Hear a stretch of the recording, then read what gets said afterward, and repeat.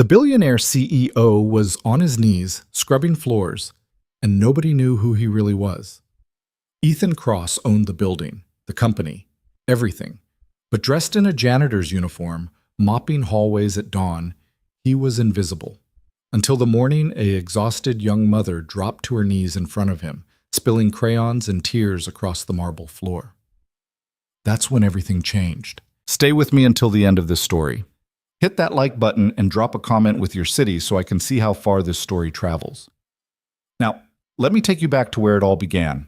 The fluorescent lights in the lobby of Cross Industries buzzed with that particular frequency that gets under your skin if you listen long enough. Ethan had never noticed it before. Then again, he'd never spent dawn mornings mopping this floor before either. He pushed the industrial mop across the marble in long, steady strokes, feeling the pull in his shoulders. The water in the bucket had gone from clear to gray an hour ago. His back ached. His hands, usually signing million-dollar contracts, were developing blisters. "You missed a spot, new guy." Ethan looked up. Jerry, the night security guard, pointed at a scuff mark near the elevator bank. "Got it," Ethan said, keeping his voice flat, unremarkable. Jerry wandered back to his desk, already forgetting the interaction. That was the point. In the past 3 days, Ethan had perfected the art of being nobody. Eli Morse, the maintenance temp. Background noise. A body in a uniform pushing a mop. It was 4:40 in the morning. In 2 hours, the first wave of employees would flood through those glass doors, clutching coffee cups and staring at phones. Middle managers, accountants. The people who actually made Cross Industries run while Ethan sat 30 floors up in an office with a view of the entire city. An office he hadn't seen in 3 days. The employee surveys had landed on his desk 2 weeks ago. His head of HR, Patricia Wong, had placed them there with the careful neutrality of someone delivering bad news to a man who could fire her with a word. "These are concerning," she'd said. Concerning. Corporate speak for devastating. The numbers told a clear story. Morale was in the basement. Trust in leadership was somewhere beneath that, maybe in the sewers. Comment sections were brutal. Management doesn't care if we live or die. They wouldn't recognize us if we passed them in the hall. We're just numbers on a spreadsheet. Ethan had built Cross Industries from nothing. 15 years of brutal hours, smart risks, and single-minded focus. He'd survived the death of his wife 3 years ago, raising his daughter Emma alone while keeping the company growing. He thought he'd done everything right. The surveys suggested otherwise. So here he was, mopping floors, emptying trash cans, and trying to understand where he'd gone so catastrophically wrong. The water in his bucket sloshed as he moved it closer to the elevator bank. The building was silent except for the hum of climate control and Jerry's radio playing classic rock at low volume. This was the version of Cross Industries nobody else saw. The after-hours skeleton crew. The people who kept things running while everyone else was home sleeping. Ethan had met all of them now. Rita, who cleaned the executive suites and had worked here for 12 years. Marcus, who handled trash collection and was studying for his GED at night.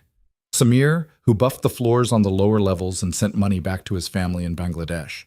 They all knew each other's names, shared cigarettes during breaks, covered shifts when someone's kid got sick.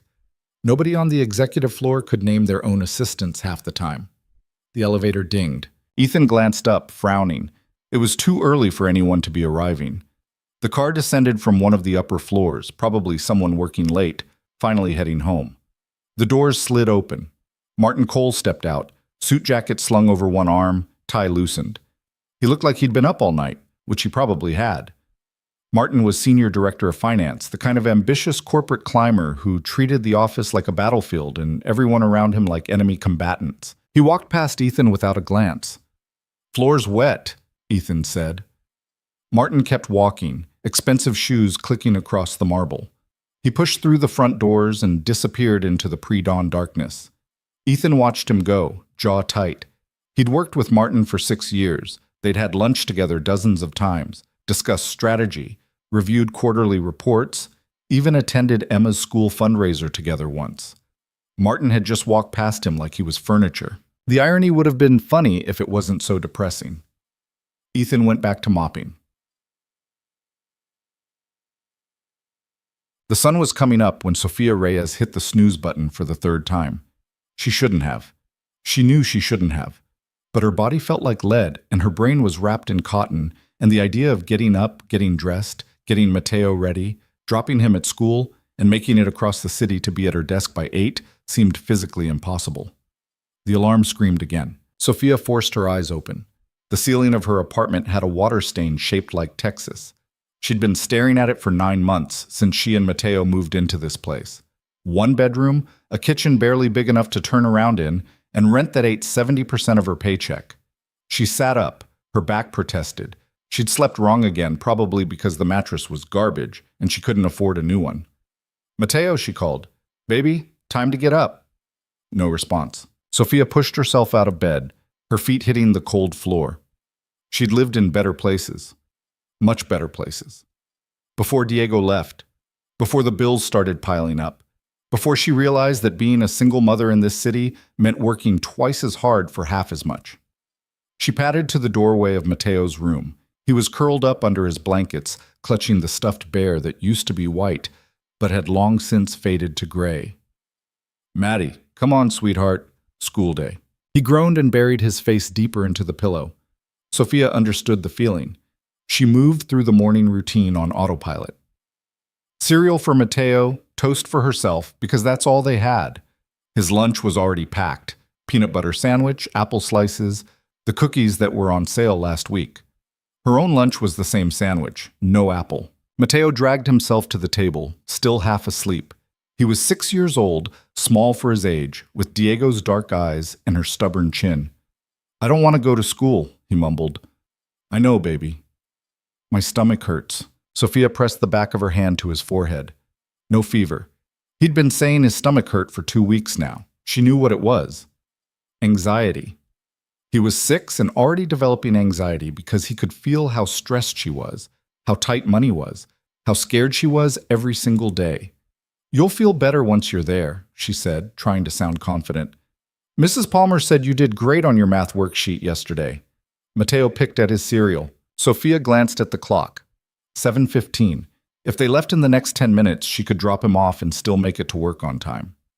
Maybe. She was already on thin ice at Cross Industries. She'd been there 5 weeks. 5 weeks of Martin Cole criticizing everything she did, questioning every decision, making comments about her situation in front of the whole department. Some people aren't cut out for professional environments. That's what he'd said last week when she'd asked to leave early because Mateo's school called about a fever. Sophia had wanted to throw her stapler at his head. Instead, she'd smiled tightly and stayed until 6, arranging for her neighbor to pick Mateo up, paying her $40 they couldn't afford. "Mom, I can't find my backpack." Sophia closed her eyes, counted to 3, opened them again. "Where did you leave it?" "I don't know." Of course he didn't know. They found it eventually, wedged behind the couch along with 2 toy cars and a library book that was 3 weeks overdue. Sophia shoved Mateo's homework folder inside, added the lunch bag, zipped it up. 7:28. "Shoes, now!" Mateo moved like he was underwater. Sophia grabbed her own bag, a worn leather tote that used to belong to her mother, and did a mental inventory.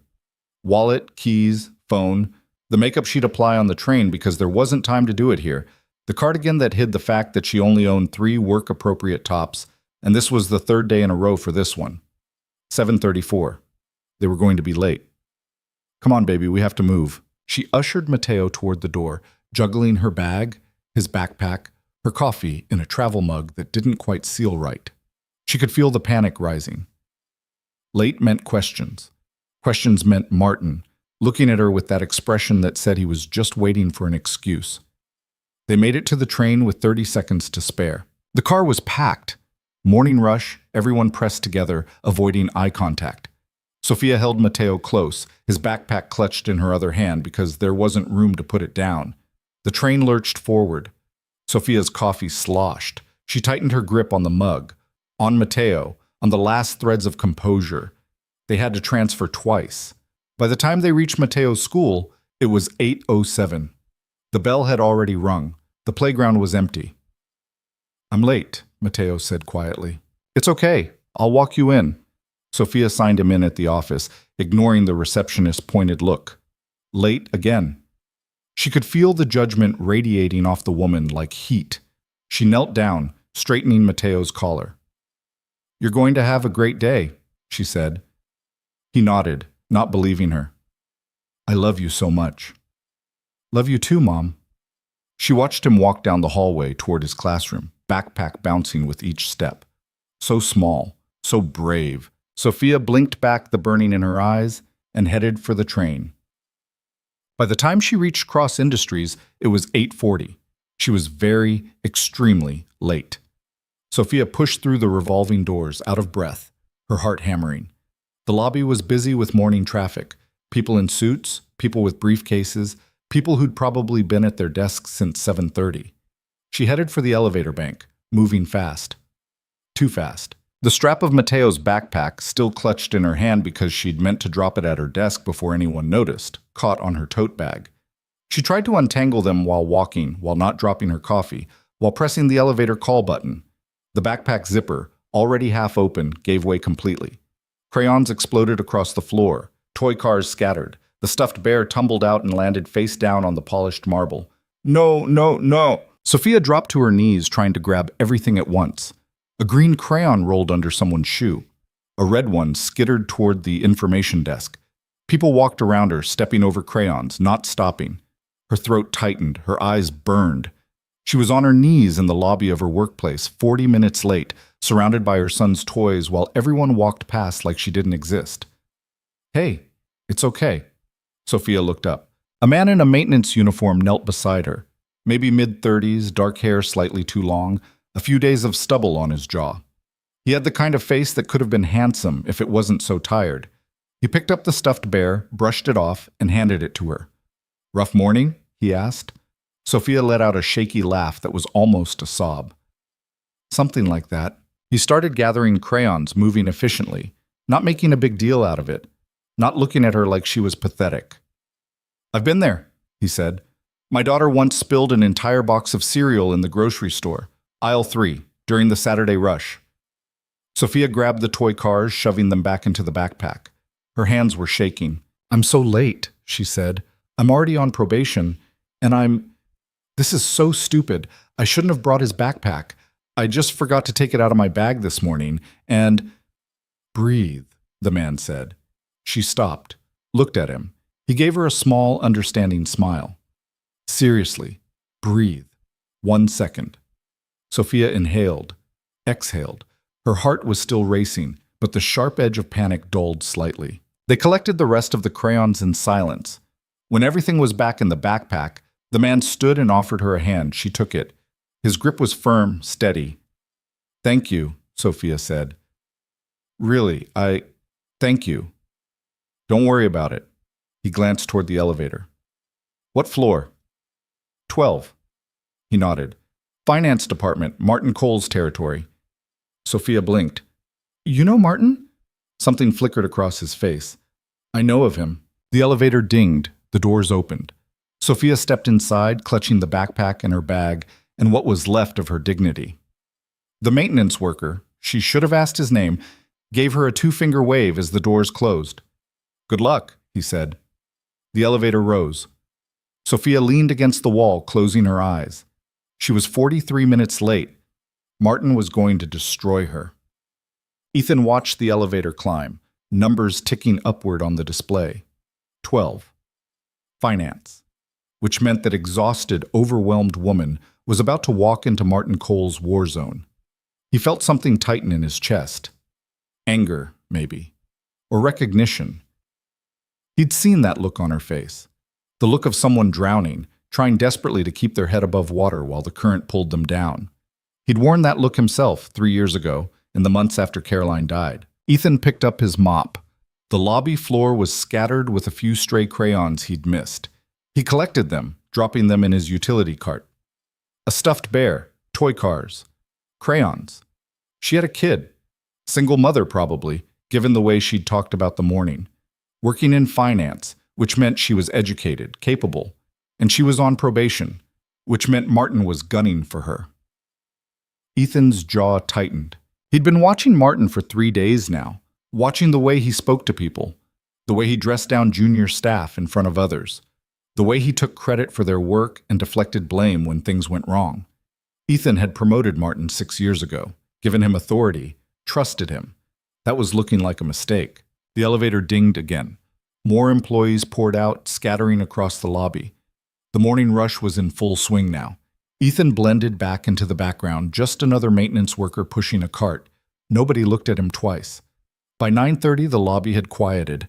Ethan finished the floors, emptied the trash bins near the security desk, and headed for the service elevator. His shift was technically over at 10, but he'd learned that was when the real work started. The work nobody saw. He rode the elevator to the 12th floor. The finance department occupied the entire level. Rows of cubicles, a handful of offices along the windows, and a break room that smelled like burned coffee and disappointment. Ethan pushed his cart down the hallway, emptying trash cans, wiping down surfaces. The morning meeting was underway in the main conference room. Through the glass wall, he could see Martin standing at the head of the table, presenting something on the screen. And there, 3 seats down, was the woman from the lobby. She'd changed into a cardigan, trying to look more professional, probably. Her hair was pulled back. She was taking notes, her pen moving quickly across a legal pad. Martin said something, and she looked up. Ethan couldn't hear the words, but he could read the body language. Martin was smiling.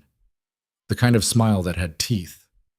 The woman's expression went carefully blank. Ethan moved on, pushing the cart toward the break room. He was emptying the trash when someone came in. "Hey, you're the new guy, right?" Ethan turned. A woman in her 50s, gray hair cut short, holding an empty coffee mug. "Yeah, Eli. I'm Janet. Accounting." She refilled her mug from the pot, which looked like it had been sitting there since yesterday. "You settling in okay?" "Getting there." Janet leaned against the counter, studying him. "You seem different from the usual temps they send." Ethan kept his expression neutral. "How so?" "I don't know. You actually look at people when they talk to you." He shrugged. "Seemed polite." Janet smiled. "Polite isn't common around here." She sipped her coffee, made a face. "Fair warning, Martin's in a mood today. One of the junior accountants was late, and he's making her life hell."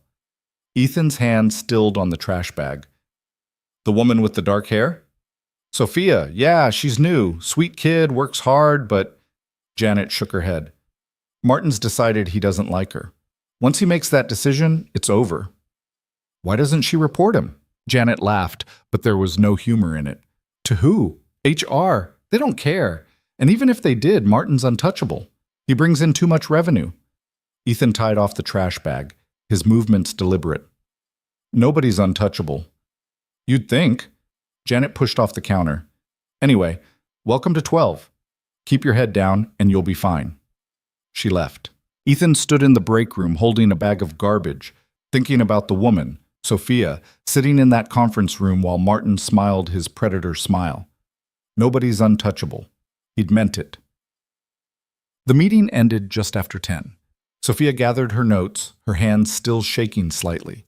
Martin had spent 15 minutes breaking down her analysis of last quarter's expenditures, pointing out every tiny flaw, making sure everyone in the room knew she'd missed a decimal point in one projection.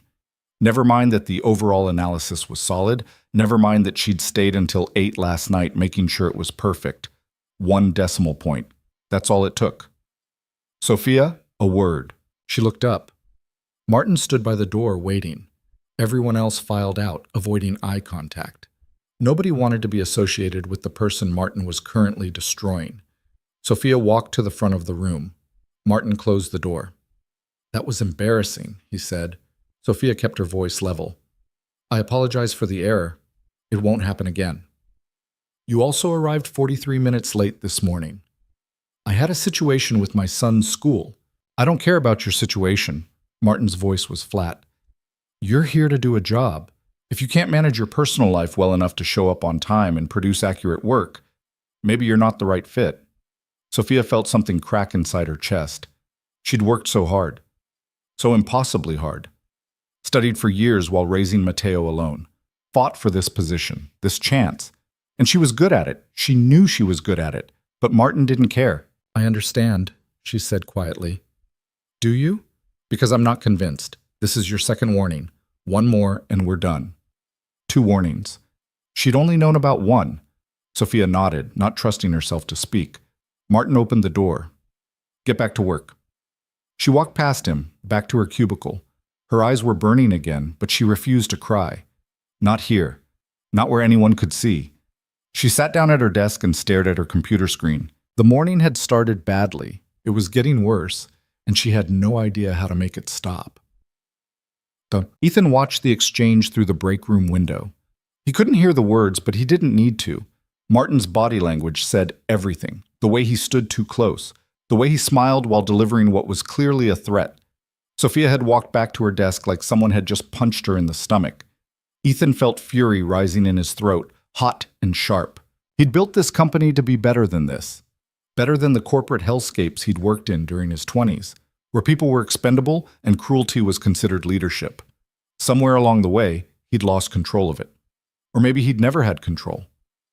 Maybe he'd just been sitting in his office 30 floors up, signing papers, while people like Martin turned the place into exactly what he'd sworn it wouldn't be. Ethan finished emptying the break room trash and pushed his cart back toward the service elevator.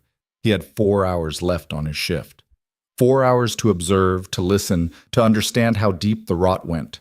But his mind kept going back to Sophia, to the way she'd looked in the lobby, on her knees, trying to hold everything together, to the way she'd looked just now, walking back to her desk with her shoulders hunched like she was bracing for the next blow. The elevator doors opened. Ethan stepped inside, pulling the cart with him. He'd come here to understand the disconnect between management and workers, to figure out where the company had gone wrong. He was starting to get the picture, and he didn't like it at all. That lunchtime hit at noon. The 12th floor cleared out as people headed to the cafeteria or the sandwich shop across the street. Sophia stayed at her desk.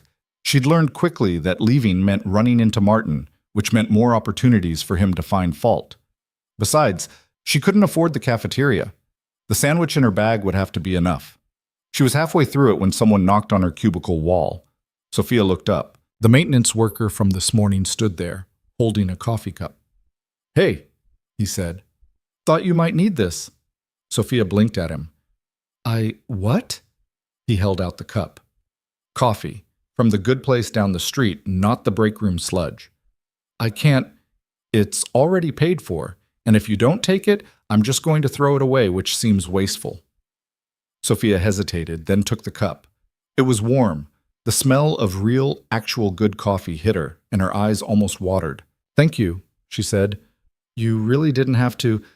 Figured your morning was rough enough." He leaned against the cubicle wall. "I'm Eli, by the way." "Sophia." "Nice to officially meet you, Sophia." He glanced around the empty office. "Not eating with the others." She looked down at her sandwich. "Trying to catch up on work. Or avoiding someone?" Sophia's head snapped up. Eli's expression was knowing. "I've worked here long enough to recognize the pattern. Someone's making your life difficult." She didn't answer, couldn't answer. If she started talking about Martin, she might not stop, and then she'd be crying in her cubicle to a maintenance worker she barely knew. "You don't have to tell me," Eli said, "but for what it's worth, I've seen you working. You're good at what you do. Don't let anyone convince you otherwise." Sophia stared at him. "How would you know if I'm good at this?" "I pay attention." He pushed off the wall. "Anyway, enjoy the coffee, and if you need anything, trash emptied, spill cleaned up, whatever, I'm around." He walked away before she could respond. Sophia sat there, holding the coffee, feeling something strange and unfamiliar. Someone had been kind to her. Not because they wanted something, not because they pitied her, just because. She took a sip. The coffee was perfect. For the first time all day, she smiled. The afternoon crawled by. Ethan finished his shift at 2 and changed back into his suit in the private bathroom on the 30th floor. He had a meeting with the board at 3. Patricia wanted to discuss the Q3 projections. There were a dozen things demanding his attention, but his mind was still on the 12th floor, on Sophia, working through lunch in an empty office, on Martin, wielding his authority like a weapon, on the fact that this was happening in his company, under his name, and he'd had no idea. He thought about the surveys, the comments. Management doesn't care if we live or die. Maybe they were right. Ethan straightened his tie, looking at himself in the mirror. He barely recognized the man staring back. 3 days ago, he'd been Ethan Cross, CEO, confident, in control. Certain he was doing the right thing. Now he was Eli, the maintenance worker who'd seen behind the curtain and didn't like what he found. And he was someone else too. Someone he hadn't been in a long time. A man who gave a damn. His phone buzzed, Patricia reminding him about the meeting. Ethan pocketed the phone and headed for the elevator. He had work to do. But the undercover experiment wasn't over, not by a long shot. In fact, it was just beginning. The board meeting ran long, as they always did. Ethan sat at the head of the table, half listening to the CFO drone on about market volatility, while his mind kept drifting back to the 12th floor. To Sophia's face when Martin had closed that conference room door. To the way her hands had shaken while picking up crayons. Ethan, your thoughts? He blinked. Patricia was looking at him expectantly. So was everyone else around the table. Sorry, what was the question? Patricia's eyebrows rose slightly.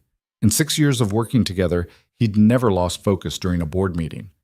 The Singapore expansion, she said carefully. Do we move forward or table it until Q4? Ethan glanced at the projections on the screen. Numbers he should care about. Numbers that used to be the only thing he cared about. Move forward, he said, but I want a full audit of our internal operations first. Every department. Pay particular attention to management practices and employee satisfaction metrics. The room went quiet. That's quite comprehensive, Patricia said. May I ask what's prompting this? The surveys we discussed last week. I want to know if those issues are isolated or systemic. Ethan stood, gathering his papers. I also want updated retention data. How many people are we losing? Which departments have the highest turnover? And I want exit interview transcripts from the last 12 months. That's going to take time to compile, then start now. He checked his watch. 4:30. Emma's school let out at 3:15, which meant his nanny had already picked her up. Send me preliminary findings by end of week. We'll reconvene Monday. He left before anyone could object. The executive elevator descended in smooth silence. Ethan watched the numbers tick down, thinking about the service elevator he'd been riding for the past 3 days. The one that rattled and groaned and smelled like cleaning solution. The one where people actually talked to each other. The doors opened on the parking garage. Ethan's car was waiting where he'd left it that morning. A black Mercedes that cost more than most people made in a year. He'd driven it to work exactly twice since starting the undercover experiment. The other days, he'd taken the train, the same train Sophia took. He unlocked the car but didn't get in. Instead, he pulled out his phone and scrolled through his contacts until he found Martin Cole's number. His thumb hovered over the call button. What would he even say? Stop being cruel to your staff? I've been watching you and you're everything wrong with this company? Ethan put the phone away. Not yet. He didn't have the full picture yet. But he was getting there. He drove home through rush hour traffic, his mind still circling the same thoughts. By the time he pulled into his driveway, the sun was setting behind the trees that bordered his property. 3 acres in the suburbs, a house with more rooms than he and Emma could ever use, a mortgage he'd paid off 5 years ago, the life he'd built after Caroline died, the life that was supposed to mean he'd made it. Daddy! Emma came running down the front steps as soon as he got out of the car. 7 years old, all knees and elbows and energy. She had Caroline's blonde hair and his gray eyes, and absolutely no sense of caution. Whoa, careful on those steps, Ethan said, catching her as she launched herself at him. Mrs. Chen made cookies, and she let me have 3, and I finished my math homework, and can we go to the park tomorrow? Ethan carried her toward the house, listening to her chatter. This was the best part of his day, the only part that felt real anymore. Mrs. Chen, his nanny, met them at the door. She's had dinner, bath is ready whenever you are, and you got a package. I left it on your desk. Thanks, Linda. See you tomorrow. Mrs. Chen gathered her things and left. Ethan set Emma down in the entryway, and she immediately started telling him about some drama involving her friend Madison and someone named Tyler who apparently ate glue. He ate the whole bottle, Emma said, eyes wide. Mrs. Palmer had to call his mom. That sounds like a rough day for Tyler. It was gross, Daddy. Ethan smiled despite himself. I bet. Come on, let's get you in the bath before the water gets cold. The evening routine was familiar, comfortable. Bath time, pajamas, a story. Emma picked the same book she'd been picking for 2 weeks, some story about a girl who trained dragons. Ethan read it with the same voices he always did, the dragon deep and growly, the girl high and brave. By the time he finished, Emma was yawning. One more chapter? She asked sleepily. Nice try, bedtime. But Daddy, bedtime. She grumbled but didn't really argue. Ethan tucked her in, kissed her forehead, and turned off the light. Daddy? Her voice was small in the darkness. Yeah, sweetheart? Do you like your job? The question caught him off guard. Why do you ask? You seem sad lately, like how you were after Mommy. Ethan's chest tightened. He sat back down on the edge of her bed. I'm not sad, Em, just thinking about some stuff at work. What stuff? How did he explain this to a 7-year-old? How did he tell her that he was starting to realize he'd built something that hurt people? That he'd been so focused on success he'd forgotten to check if the success was worth having?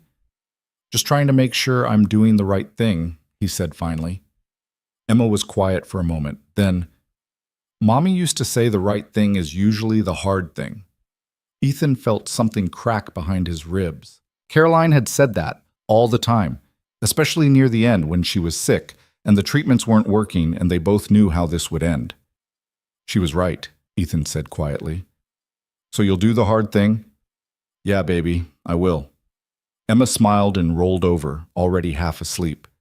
Ethan sat there for a few more minutes, watching her breathe. Then he stood, pulled the door mostly closed, and went downstairs to his office. The package Linda had mentioned was sitting on his desk. He opened it absently, his mind elsewhere. Inside was the employee badge he'd ordered, a temporary maintenance worker ID with his photo and the name Eli Morse. He set it on the desk and stared at it. Tomorrow he'd go back. Back to the service elevator and the mop bucket and the 12th floor where Sophia was probably still terrified of losing her job. Back to being invisible. But maybe, he thought, that was exactly where he needed to be. The next morning, Ethan was back in the janitor's uniform by 5 a.m. He'd gotten maybe 4 hours of sleep, his brain refusing to shut off. He kept thinking about Emma's question, about Caroline's voice in his head. The right thing is usually the hard thing. The building was quiet when he arrived. Jerry was at the security desk, half asleep with a crossword puzzle. Morning, Eli? Morning. Ethan clocked in and grabbed his cart. The routine was becoming familiar now. Floors first, then trash, then the break rooms on each level. He worked methodically, letting the physical labor quiet his racing thoughts. By 7, the building was starting to wake up. Early arrivals trickled through the lobby. Ethan recognized some of them now. The woman from legal who always got coffee from the cart outside. The IT guy who listened to podcasts on his commute and forgot to take his earbuds out. The marketing director who looked like she hadn't slept in weeks. At 7:40, Sophia came through the doors. She looked better than yesterday. Still tired, still carrying too much, but there was something different in the way she held herself. A little straighter, a little less defeated. She saw him mopping near the elevator bank and smiled. Actually smiled. Morning, Eli. Morning. Better day so far? Ask me after the 10 o'clock meeting. She shifted her bags. Thanks again for the coffee yesterday. You really didn't have to do that. Seemed like you needed it. The elevator dinged. Sophia stepped inside, then hesitated. Are you on lunch break around noon? She asked. Ethan blinked. Usually, yeah. Why? I don't really know anyone here yet, and eating alone in my cubicle is getting depressing, so if you wanted to, maybe we could… She trailed off, suddenly looking uncertain. Never mind, that's weird. You probably have friends. Noon works, Ethan said. Sophia's face lit up. Yeah? Okay, great. I'll meet you in the lobby? Sounds good. The elevator doors closed.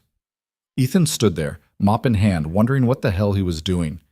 Having lunch with an employee he was supposed to be observing from a distance wasn't part of the plan. Getting personally involved definitely wasn't part of the plan. But the plan had already gone sideways the moment he'd helped her pick up those crayons. At noon, Sophia found him in the lobby carrying a brown paper bag and looking nervous. I brought extra, she said, holding up the bag. I mean, I wasn't sure if you brought lunch, and I made too much anyway, so… They ended up outside, sitting on the concrete bench near the building's entrance. It was one of those perfect early fall days, the air crisp and the sky absurdly blue. Sophia opened the bag and pulled out 2 sandwiches wrapped in plastic wrap. Peanut butter and jelly, she said apologetically. It's not fancy, but it's perfect, Ethan said, taking the sandwich she offered. They ate in comfortable silence for a minute. Around them, the lunch rush was building, people in suits talking on phones, delivery drivers unloading packages, the city in constant motion. "So," Sophia said finally, "how long have you worked here?" "Not long, few weeks." The lie came easily now, too easily. "Do you like it?" Ethan considered the question. Did he like being a janitor? No. Did he like what he was learning? That was more complicated.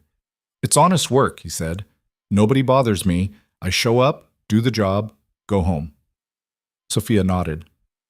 "That sounds nice, actually. Peaceful. What about you? You said you're new." 5 weeks. I'm a junior accountant, or trying to be anyway." She picked at her sandwich. "My boss doesn't seem to think I'm cut out for it." "Martin Cole?" Her head snapped up. "How did you—" "Word gets around. The maintenance staff hears things." Sophia's expression went carefully neutral. "What do you hear?" "That he's hard to work for, that he goes through junior staff like tissues." "That's accurate." She took a breath. "I'm his 4th hire this year. The other 3 all quit within 2 months." "Why'd you take the job if you knew that?" Sophia was quiet for a moment.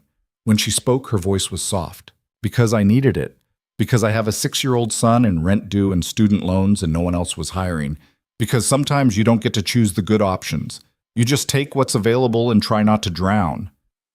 Ethan felt something twist in his gut. She was right. That's exactly what people did. They took what was available.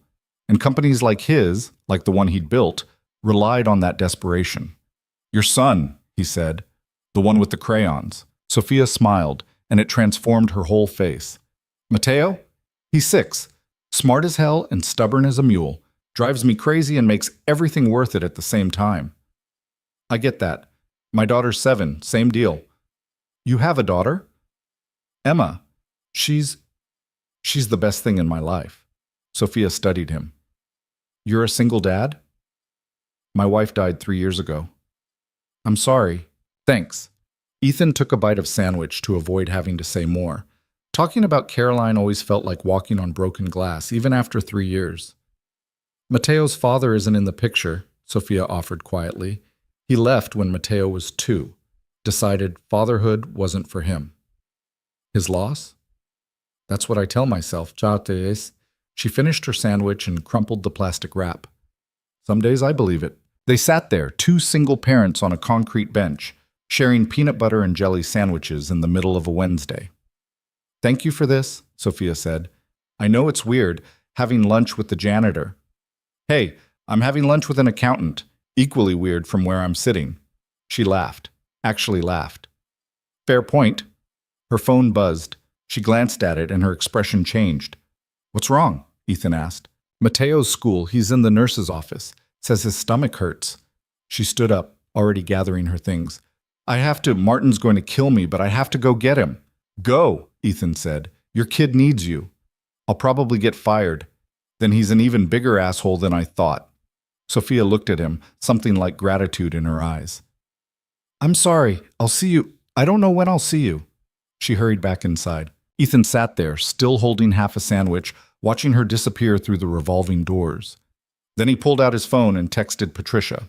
"Need full personnel file on Martin Cole. Also any complaints filed against him. ASAP." The response came back in under a minute. "Is this related to the audit?"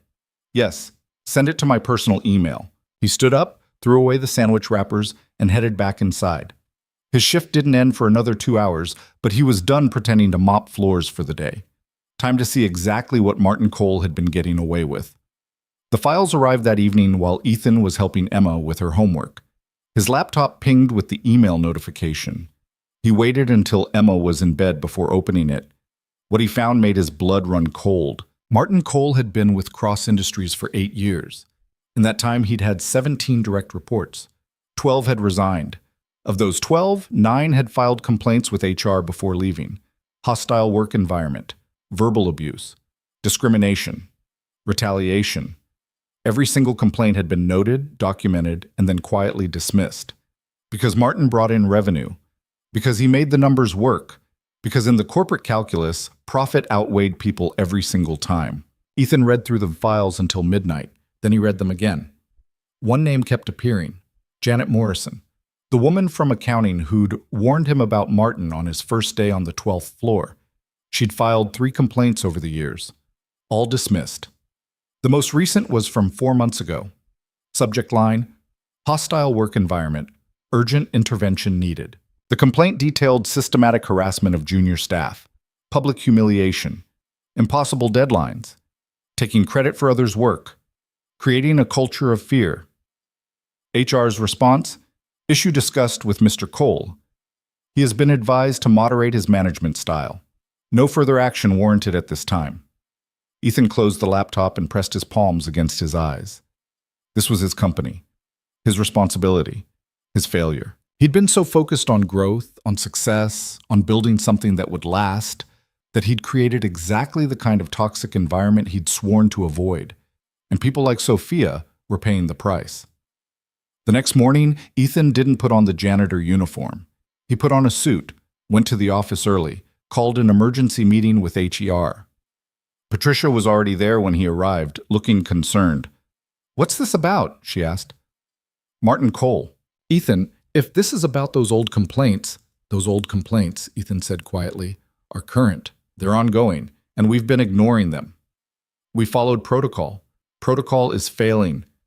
He dropped the files on the conference table. 17 reports, 12 resignations, 9 formal complaints, and we did nothing. Patricia picked up the files, scanning them. "Martin generates significant revenue. I don't care if he's generating the GDP of a small country. He's creating a hostile work environment, and we're enabling it. So what do you want to do? Fire him? That'll cost us millions." Ethan looked at her. Really looked at her. Patricia had been with him since the beginning. She was good at her job, but somewhere along the line they'd both lost sight of what actually mattered. "What'll it cost us if we don't?" he asked quietly. Patricia didn't have an answer. "I want a full investigation," Ethan said. "Talk to his current staff. Talk to the people who resigned. Document everything, and I want it done quietly. If he gets wind of this and retaliates, we'll have a lawsuit that'll make the revenue loss look like pocket change. This is going to take time. Then we start now." Patricia gathered the files. "You're sure about this?" "I've never been more sure of anything." After she left, Ethan sat in his office and stared out the window at the city below. Somewhere out there, Sophia was probably getting Matteo ready for school, probably stressed about being late again, probably terrified of what Martin would say. He pulled out his phone and typed a message to Patricia. "Also need you to do something else. Sophia Reyes, junior accountant, finance department. I want her transferred to a different team. Effective immediately. Make it seem like a lateral move, not a demotion or promotion. Just get her away from Martin." The response came back quickly. "Any particular reason?" Ethan hesitated, then typed, "She's a good employee in a bad situation. Fix it." He put the phone down and went back to being Ethan Cross, CEO. But part of him was still Eli, the janitor who'd seen what it was really like down in the trenches, and that part wasn't going to forget. Sophia got the transfer notification that afternoon. She stared at the email on her screen, reading it 3 times to make sure she wasn't hallucinating. "Effective Monday, you will be transitioning to the analytics team under Director Sarah Chen. This lateral move reflects our commitment to employee development and optimal team placement." She wasn't fired. She was being moved, away from Martin. Sophia sat back in her chair, her hands shaking. She wanted to cry, or laugh, or maybe both.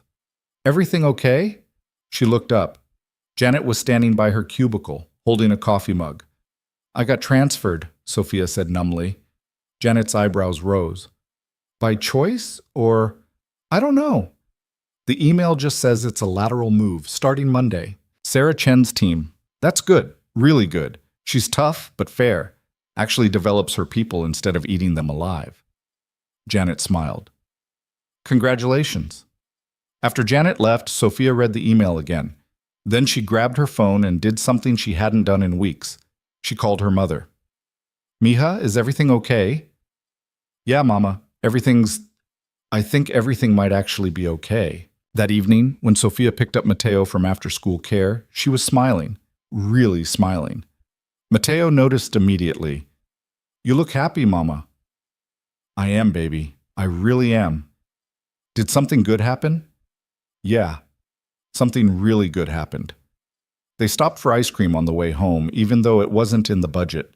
Chocolate for Mateo, vanilla for her. They ate it sitting on the steps outside their apartment building, watching the sunset between the buildings. Mama? Mateo licked his cone. Do you think things are getting better? Sophia looked at her son, her beautiful, brave, too smart for his own good son, and felt something loosen in her chest. Yeah, Maddie, I think they are. She had no idea how this had happened, who had intervened, why she'd been chosen for this mercy. But for the first time in months, she felt like maybe she could breathe. The next day, Ethan was back in the janitor uniform, back to being Eli, pushing a mop cart through the building. He saw Sophia briefly in the morning. She was practically glowing. Did you hear? She said, stopping him by the elevator. I got transferred. I'm moving to a different team Monday. That's great, Ethan said, meaning it. I don't know how it happened. I didn't apply for anything. It just happened. Sometimes things work out. Sophia shook her head, smiling. I don't believe in coincidences. Someone helped me. I just wish I knew who, so I could thank them. The elevator dinged. She stepped inside, still smiling. See you at lunch? She asked. Yeah, see you at lunch. The doors closed. Ethan stood there, feeling the weight of what he'd done. It was a small thing. One transfer, one employee moved to a better situation. But it mattered. It mattered so much. He went back to mopping floors, but his mind was already working on the bigger problem. Martin was still there, still in power, still making people miserable. And the investigation would take time, time that other people he didn't even know yet, didn't have. By the end of the week, Ethan had a plan. It wasn't a good plan. It would probably blow his cover. It might backfire spectacularly. But Emma's voice was in his head. You'll do the hard thing? Yeah, baby, he would. Friday afternoon, Ethan changed out of the janitor uniform early, put on his suit, went up to the 30th floor. Patricia was waiting with the preliminary investigation report. It's worse than we thought, she said, handing him the file. Current staff are terrified to talk on record, but off the record, it's damning. He's created a culture of fear. People are staying because they can't afford to lose their jobs, not because they want to be there. Ethan flipped through the report. Pages of testimony. Stories that made his skin crawl. What do you recommend, Val? He asked. Immediate termination. Severance package to avoid wrongful termination claims. Public statement about our commitment to workplace integrity. Do it. Monday morning. Patricia nodded. There's one more thing. Martin requested a meeting with you. Next week. Says he wants to discuss a promotion. Ethan almost laughed. Of course he does. What do you want me to tell him? Tell him I'll see him Monday, 9 a.m., my office. After Patricia left, Ethan sat at his desk and thought about what was coming. Martin would be blindsided, angry. He'd probably threaten legal action. He might make a scene. Let him. Some things were worth the mess. Ethan gathered his things and headed home. Emma was waiting with a picture she'd drawn, him and her and a dragon that looked suspiciously like the one from her favorite book. Do you like it, Daddy? I love it, sweetheart. That night, after Emma was asleep, Ethan sat in his office and wrote an email to the entire company. He deleted it 3 times before he got it right. Subject: changes coming.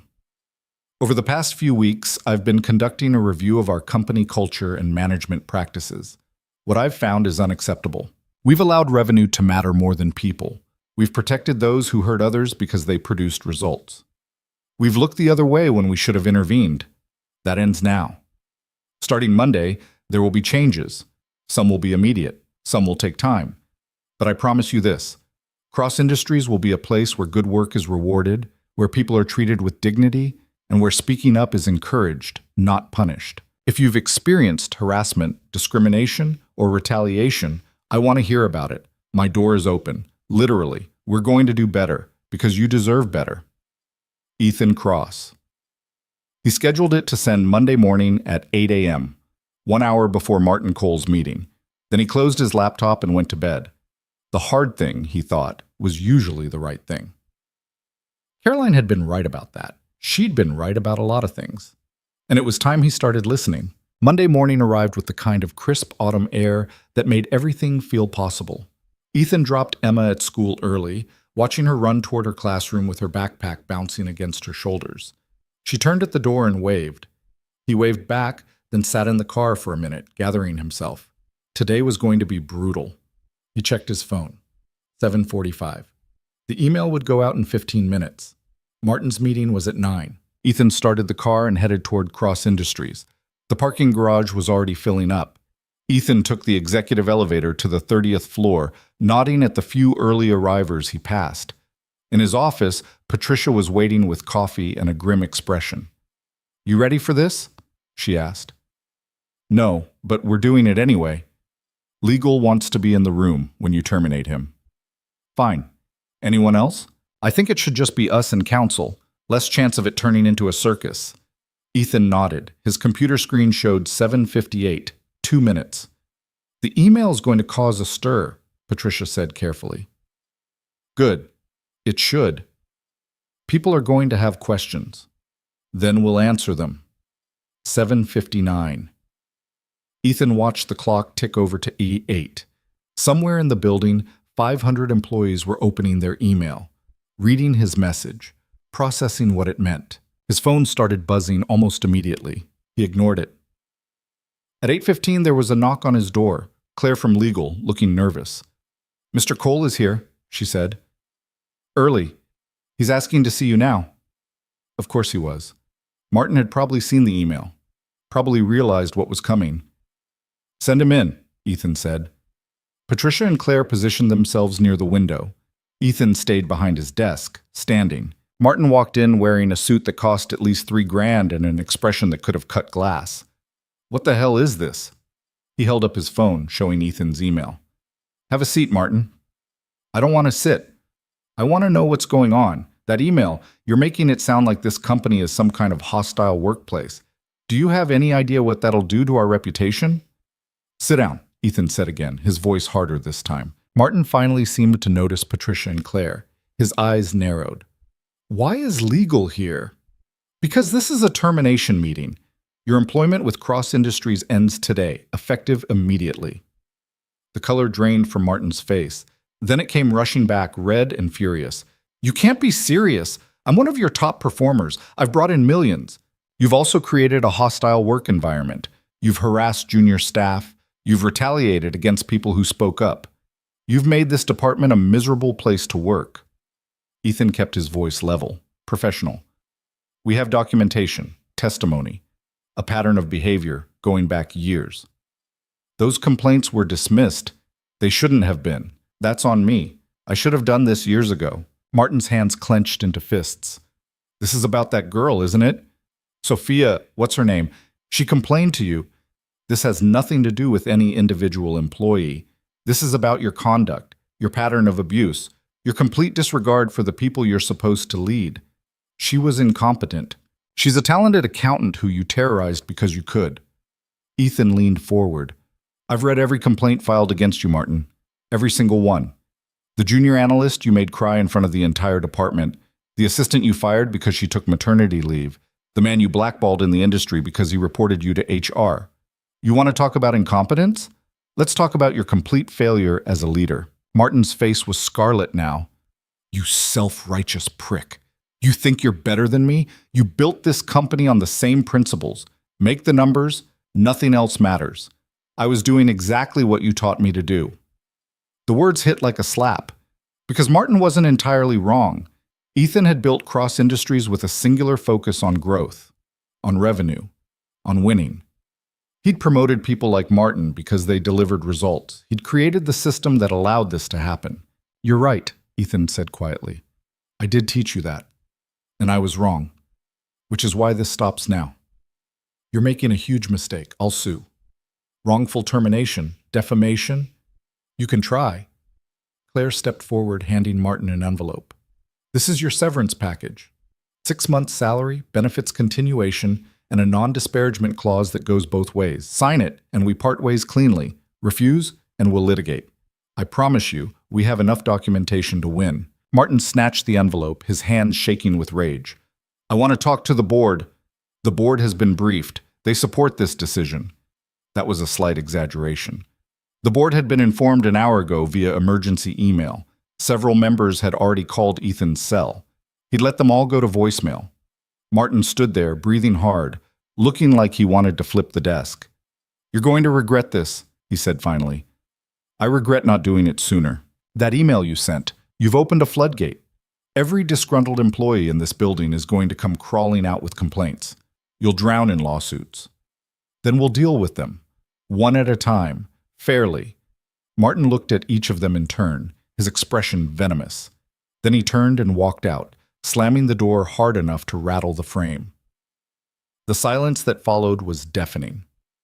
"Well," Patricia said finally, "that went about as well as expected." Ethan sat down heavily in his chair. His hands were shaking. He pressed them flat against the desk. "You okay?" Claire asked. "Yeah, I'm fine." He wasn't fine. Martin's words were still echoing in his head.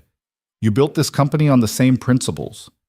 Patricia's phone buzzed, then buzzed again, then started ringing continuously. "That'll be the press," she said. "Someone leaked the email. It's already making the rounds on social media." Of course it was. Ethan pulled up Twitter on his computer. The email was everywhere. Screenshots, commentary, think pieces already being written about toxic corporate culture and billionaire CEOs who suddenly developed a conscience. Some of the responses were supportive. Many were skeptical. A few were downright hostile. Easy to send an email. Let's see if he actually changes anything. Performative nonsense. He's been in charge for 15 years and suddenly noticed his company is toxic. Too little, too late. Ethan closed the browser. They weren't wrong. "What do you need from me?" Claire asked. "Draft a statement for the press. Keep it simple. We're committed to creating a better workplace culture. Changes are underway. We take these issues seriously, the usual."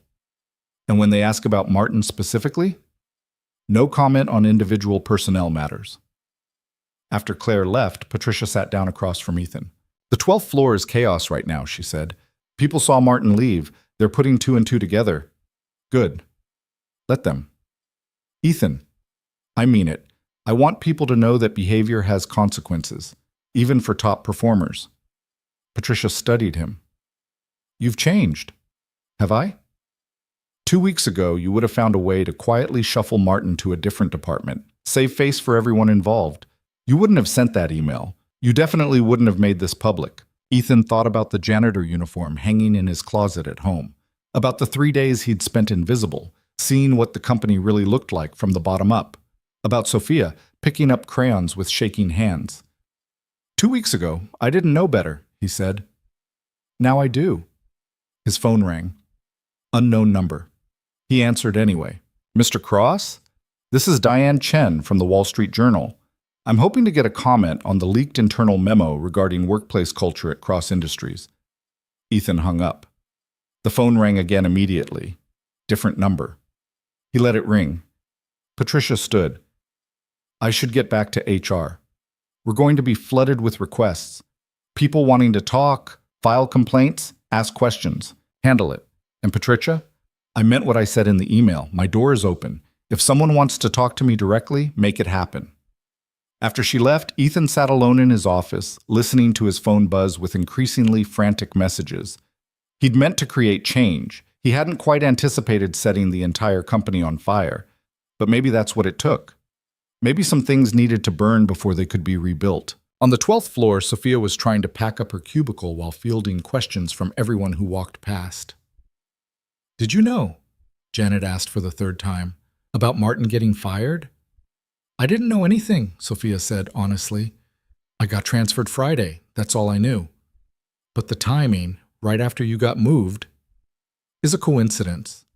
Except Sophia didn't believe in coincidences, and she was starting to suspect that her transfer and Martin's termination were connected. She just couldn't figure out how. Her phone buzzed. The school. Again. Sophia's heart sank. She answered. "Miss Reyes, this is Nurse Wilson. Mateo's asking for you.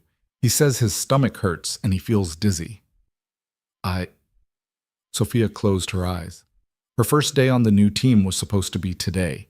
She was supposed to make a good impression. Show up early, stay late, prove she deserved to be there. "I'll be there in 30 minutes, she said. She hung up and grabbed her bag. Around her, the office buzzed with speculation and gossip. Nobody noticed her leaving.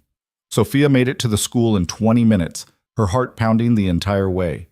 She found Mateo in the nurse's office, curled up on the cot with his arms wrapped around his stomach. Hey, baby.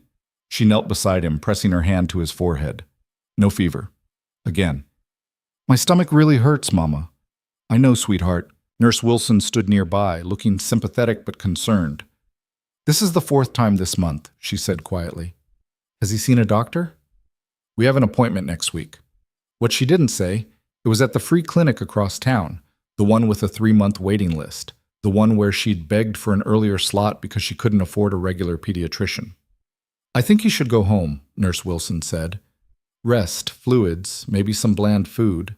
Sophia nodded and helped Matteo sit up. He leaned against her, small and warm and frightened. They took the bus home because Sophia didn't have money for a cab, and Matteo said the movement made his stomach feel worse. By the time they reached their apartment, he was crying quietly. It's okay, baby. We're home now. She got him settled on the couch with a blanket and a glass of water. Then she sat on the floor beside him, stroking his hair, while he finally fell asleep. The apartment was quiet except for his breathing. Sophia pulled out her phone and looked at her work email. 3 messages from her new supervisor, Sarah Chen, asking where she was. 1 from HR about onboarding paperwork. She should respond, explain. Something. But she was so tired. She leaned her head back against the couch and closed her eyes. This was her life. Trying to hold together a job and a child and an apartment with duct tape and prayer and whatever scraps of energy she had left at the end of each day. And every time she thought she might be getting ahead, something happened. Matteo got sick. A bill came due. The universe reminded her that she was one crisis away from losing everything. Her phone buzzed. Unknown number. She almost didn't answer. Hello? Sophia, it's Eli, from maintenance. Sophia sat up straighter. How did you get my number? Employee directory. Sorry, is this weird? This is probably weird. No, I'm just surprised. You weren't at lunch today. I wanted to make sure you were okay. Something warm unfurled in Sophia's chest. Someone had noticed. Someone had cared enough to check. I'm okay. My son got sick at school. I had to pick him up. Is he all right? I don't know. He keeps saying his stomach hurts, but there's no fever, no vomiting, nothing obvious. The nurse thinks it might be stress. Stress? He's 6. Kids pick up on things. Sophia glanced at Matteo, still sleeping. He knows I'm stressed, knows money is tight, knows I'm scared all the time, and his body's reacting to it. Eli was quiet for a moment. Where do you live, Tua? He asked. Sophia blinked. What? Your address, what is it? Why? Just trust me, please. Sophia rattled off the address, feeling strange about it. She barely knew this man. They'd had lunch twice, and now she was giving him her home address. Okay, Eli said. I'll be there in an hour. Don't worry about dinner. I've got it covered. What? No, you don't have to. I want to. Let me help. He hung up before she could argue. Sophia sat there staring at her phone, wondering what just happened. 50 minutes later, there was a knock at her door. Sophia checked the peephole. Eli stood in the hallway, holding 2 paper bags and looking slightly uncertain. She opened the door. Hi, he said. Hi. I brought soup and crackers and ginger ale. Figured bland food was probably a safe bet. He held up the second bag. Also got you dinner. Nothing fancy, just Chinese from the place on the corner. Sophia didn't move. She couldn't, because nobody did this. Nobody showed up with soup and dinner and genuine concern for people they barely knew. Can I come in? Eli asked gently. Yeah, sorry. Yes. She stepped aside. Eli walked into her tiny apartment, taking in the cramped space without judgment. His eyes landed on Matteo, asleep on the couch. That's Matteo? Yeah. He looks like you. Sophia smiled despite everything. Poor kid. Eli set the bags on the small kitchen counter. How's he doing? Sleeping, finally. He was pretty upset earlier. Have you eaten? Not yet. Then sit. I'll handle this. Before Sophia could protest, Eli was unpacking containers, soup into a bowl, warming it in the microwave, crackers on a plate. Ginger ale poured into a glass. He moved around her kitchen like he belonged there, like this was normal. You really didn't have to do this, Sophia said. I know. I don't even know your last name. Morse. Eli Morse. The microwave beeped. Eli pulled out the soup and carried it to the couch, kneeling beside Mateo. Hey, buddy, you awake? Mateo's eyes fluttered open. He looked at Eli with confusion and a hint of fear. It's okay, Sophia said quickly. This is Eli. He's a friend from work. Mateo's gaze shifted to the soup. I don't feel good. I know, but I brought you soup. Think you could try a little? Mateo sat up slowly. Eli handed him the bowl, and Sophia watched her son take a tiny sip, then another. Good? Eli asked. Mateo nodded. How about some ginger ale? That'll help settle your stomach. While Mateo drank, Eli sat on the floor, keeping his voice low and calm. He asked simple questions. What grade are you in? What's your favorite subject? Do you like dinosaurs? And slowly Mateo started to relax. Sophia watched from the kitchen, her chest tight with emotion she couldn't name. This man, this janitor she'd known for barely a week, was sitting on her floor talking to her son like it mattered. Like they mattered. Your mom tells me you're pretty smart, Eli said. Mateo shrugged. I guess. What do you want to be when you grow up? I don't know. Maybe a teacher or a scientist. Those are both good choices, important jobs. What do you do? I clean buildings, make sure everything works right. Mateo thought about this. Is it fun? Sometimes. I get to meet interesting people, like your mom. Sophia felt her face heat. Mateo finished the soup and handed the bowl back to Eli. Thank you. You're welcome, buddy. Now why don't you rest a little more while I talk to your mom? Mateo lay back down, pulling the blanket up. Within minutes, he was asleep again. Eli stood and walked back to the kitchen where Sophia was still standing, frozen. He seems like a great kid, Eli said quietly. He is. You're doing a good job with him. Sophia felt tears prick her eyes. Most days I feel like I'm failing. You're not. You don't know that. You barely know me. Eli looked at her. Really looked at her. And Sophia saw something in his eyes that made her breath catch. I know you work 2 jobs worth of effort for barely any recognition. I know you share your lunch even when you don't have enough. I know you're raising a smart, kind kid all by yourself. I know you're drowning and still somehow managing to keep him above water. He paused. That's not failing. That's heroic. Sophia's vision blurred. I'm not a hero. I'm just trying to survive. Same thing sometimes. They stood there in her tiny kitchen, and Sophia felt something shift. Something she hadn't felt in years. Hope, maybe. Or the beginning of trust. Thank you for coming, she said. For the soup. For everything.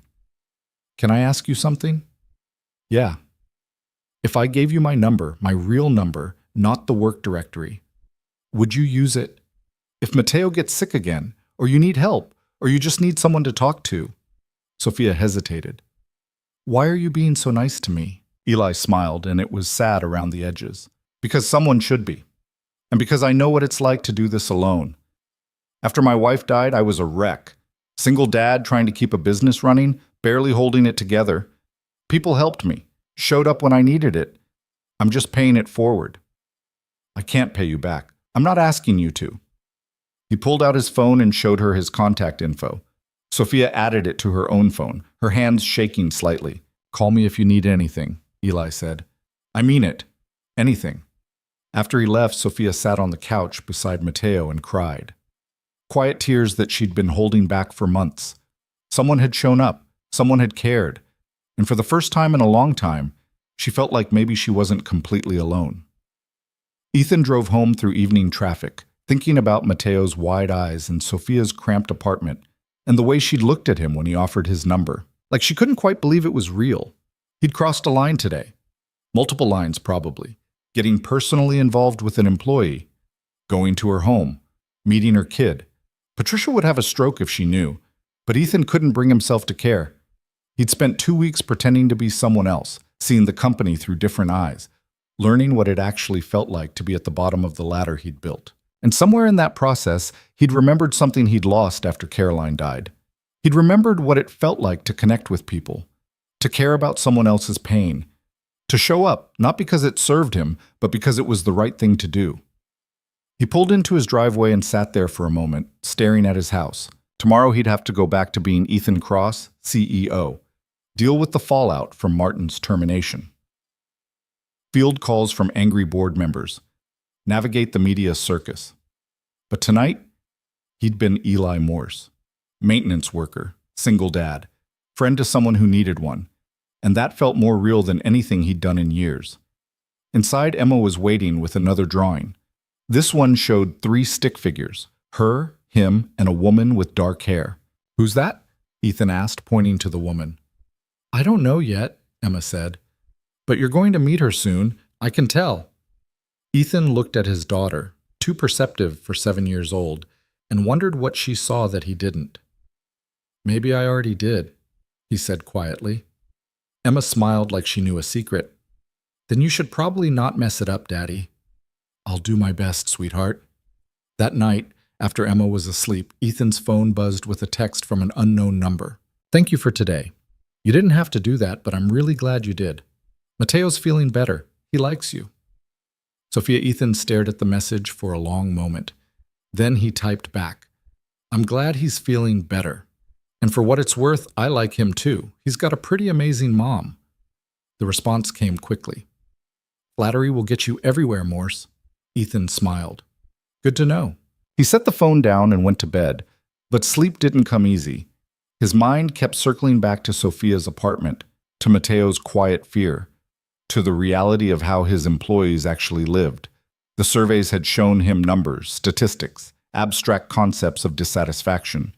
Today he'd seen the human cost, and tomorrow he was going to start fixing it, all of it, even if it meant tearing down everything he'd built and starting over, because the right thing was usually the hard thing. And he was done taking the easy road. The next 2 weeks blurred together in a chaos of meetings, damage control, and restructuring that left Ethan running on coffee and 4 hours of sleep. The board had called 3 emergency sessions. 2 major investors had threatened to pull out. The press was having a field day with headlines like "Billionaire CEO's Conscience Crisis" and "Cross Industries Too Little Too Late." Ethan sat through it all with the same calm determination, refusing to back down. He'd stopped going undercover. The janitor uniform stayed in his closet. There wasn't time anymore, and besides, the charade felt wrong now. He knew what he needed to know. The rest was action. Patricia had compiled a list of 43 formal complaints filed over the past 5 years that had been dismissed or minimized. Ethan read every single one, then called in each person who was still with the company. Some meetings lasted 10 minutes. Others lasted an hour. He listened, took notes, and promised change. Some people believed him. Most didn't. He couldn't blame them. On Wednesday afternoon, he was reviewing the new HR policy draft when his phone buzzed. Sophia's name lit up the screen. "Mateo has a soccer game Saturday morning. He asked if you wanted to come. No pressure, but he really liked you. S." Ethan stared at the message. He hadn't seen Sophia since that night at her apartment. They texted a few times, mostly her thanking him again and him deflecting. But he'd been careful to keep his distance. Getting more involved felt dangerous. Not because of company policy. He'd checked. There was nothing preventing a maintenance worker from being friends with someone from accounting. But because every time he thought about Sophia, he felt the weight of the lie between them growing heavier. She thought he was Eli Morse, a janitor, a regular guy living a regular life. She had no idea she was texting the CEO who'd fired her former boss and sent the company into upheaval. He should tell her. He knew he should tell her. But every time he tried to imagine that conversation, it ended badly. His finger hovered over the keyboard. Then he typed, "What time's the game?" The response came immediately. 10 a.m., Lincoln Park Field 3. Fair warning, his team is terrible. But he tries really hard. Ethan smiled despite himself. "I'll be there." On Thursday, Sophia started her second week with Sarah Chen's analytics team. The difference from working under Martin was staggering. Sarah actually explained things instead of just criticizing. She asked questions instead of making accusations. When Sophia stayed late to finish a report, Sarah noticed and thanked her. It felt like working in a different company entirely. "You settling in okay?" Janet asked during lunch. They'd started eating together in the cafeteria, both of them relieved to be out from under Martin's shadow. "Yeah, Sarah's great. The work is actually interesting." Sophia poked at her salad. I keep waiting for the other shoe to drop. What do you mean? It's too good. I got transferred away from Martin right before he got fired. Now I'm on a team where people are actually decent. It feels like a setup. Janet shook her head. Sometimes good things just happen, Sophia. Not to me, they don't. Then maybe it's time they started. Sophia wanted to believe that. She really did. But life had taught her to be skeptical of good fortune. It usually came with a price tag she couldn't afford. Her phone buzzed. Text from her mother. Mateo's doctor appointment is Tuesday. I can watch him after if you need to get back to work. Sophia had almost forgotten about the appointment. Almost. The anxiety about it had been sitting in her stomach like a stone for weeks. Thanks, Mama. I'll let you know. She put the phone away and tried to focus on her lunch, but the worry wouldn't leave. What if something was actually wrong with Mateo? What if it wasn't just stress? What if it was something serious and she couldn't afford to fix it? Her insurance through Cross Industries was decent, but there were still co-pays, deductibles, things that added up fast when you were living paycheck to paycheck. You okay? Janet asked. Just thinking about my son. He's been having stomach issues. Kids are resilient. He'll be fine. Sophia nodded and didn't mention that resilience was what you said when you couldn't afford proper medical care. Friday evening, Ethan left work early to pick up Emma from school. She came running out with paint on her shirt and a huge smile. We made self-portraits today. I can see that. Ethan gestured at the paint. Is that part of yours? It's abstract, Daddy. Mrs. Palmer says I have a unique artistic vision. I bet you do, sweetheart. On the drive home, Emma chattered about her day, about how Madison had gotten in trouble for talking, about how Tyler hadn't eaten glue this week, about her friend Lucas, who was having a birthday party next month. Normal kid stuff, the kind of everyday details that made Ethan's chest ache with gratitude. He'd almost lost this after Caroline died, almost let grief swallow him whole. Work had been his escape then, throwing himself into building the company because it was easier than dealing with the emptiness at home. Somewhere in that process, he'd stopped seeing people as people. They'd become assets, resources, numbers on a spreadsheet. Martin had been right about that, even if he'd been wrong about everything else. Daddy, you're doing that thing again. Ethan glanced at Emma in the rearview mirror. What thing? The thinking too hard thing. Your face gets all scrunchy. Sorry, just got a lot on my mind. Is it work stuff? Some of it. Is some of it about the lady from my drawing? Ethan almost swerved. What? The one with dark hair. You said you met her. Emma kicked her feet against her car seat. Are you going to see her again? Actually, yeah, she has a son about your age. He has a soccer game tomorrow. I said I'd go watch. Emma's eyes went wide. Can I come? I don't know if that's a good idea. Please? I never get to do anything fun on Saturdays, and I like soccer, and I want to meet her. Ethan thought about it. Bringing Emma meant this was more than just helping out a friend. It meant crossing another line, making this more real. But maybe that's what he wanted. Maybe he was tired of lines. Okay, he said, but you have to be on your best behavior. I'm always on my best behavior. Emma. Okay, fine. I'll be extra good. Saturday morning dawned clear and cool. Ethan dressed in jeans and a sweater, feeling strange in casual clothes. He couldn't remember the last time he'd gone somewhere on a weekend that wasn't work-related. Emma wore her favorite purple jacket and sneakers that lit up when she walked. She bounced the entire drive to Lincoln Park, asking questions about Mateo and his mom and whether there would be snacks. I don't know if there are snacks. There's always snacks at sports things, Daddy. That's like a rule. They arrived at the field 10 minutes early. A handful of parents were already setting up folding chairs on the sidelines. Kids in oversized jerseys ran drills that looked more like organized chaos. Ethan scanned the crowd and spotted Sophia standing near the bench, holding a water bottle and looking anxious. Mateo was on the field, small even among 6-year-olds, concentrating hard on kicking the ball toward the goal. Is that them? Emma whispered. Yeah. She's pretty. Emma. What? She is. They walked over. Sophia saw them coming and her face lit up. You came. Then she noticed Emma. And you brought reinforcements. This is my daughter, Emma. She insisted on coming. Emma stuck out her hand very formally. Nice to meet you, Ms. Reyes. Sophia shook her hand, trying not to smile. You can call me Sophia, and it's nice to meet you too, Emma. Your son is number 7, right? The one with the really good focus face? That's him. He looks fast. He tries really hard. The winning part doesn't always work out. The game started a few minutes later. Emma was right about the snacks. Someone's mom had brought orange slices and juice boxes.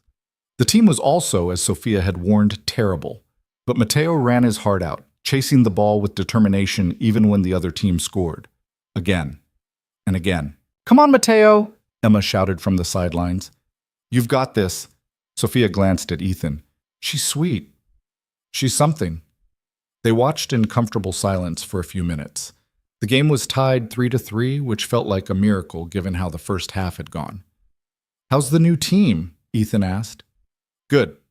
Really good, actually. Sarah's amazing. The work is interesting. I actually look forward to going in." "That's great." "It's strange, honestly. I keep waiting for it to fall apart."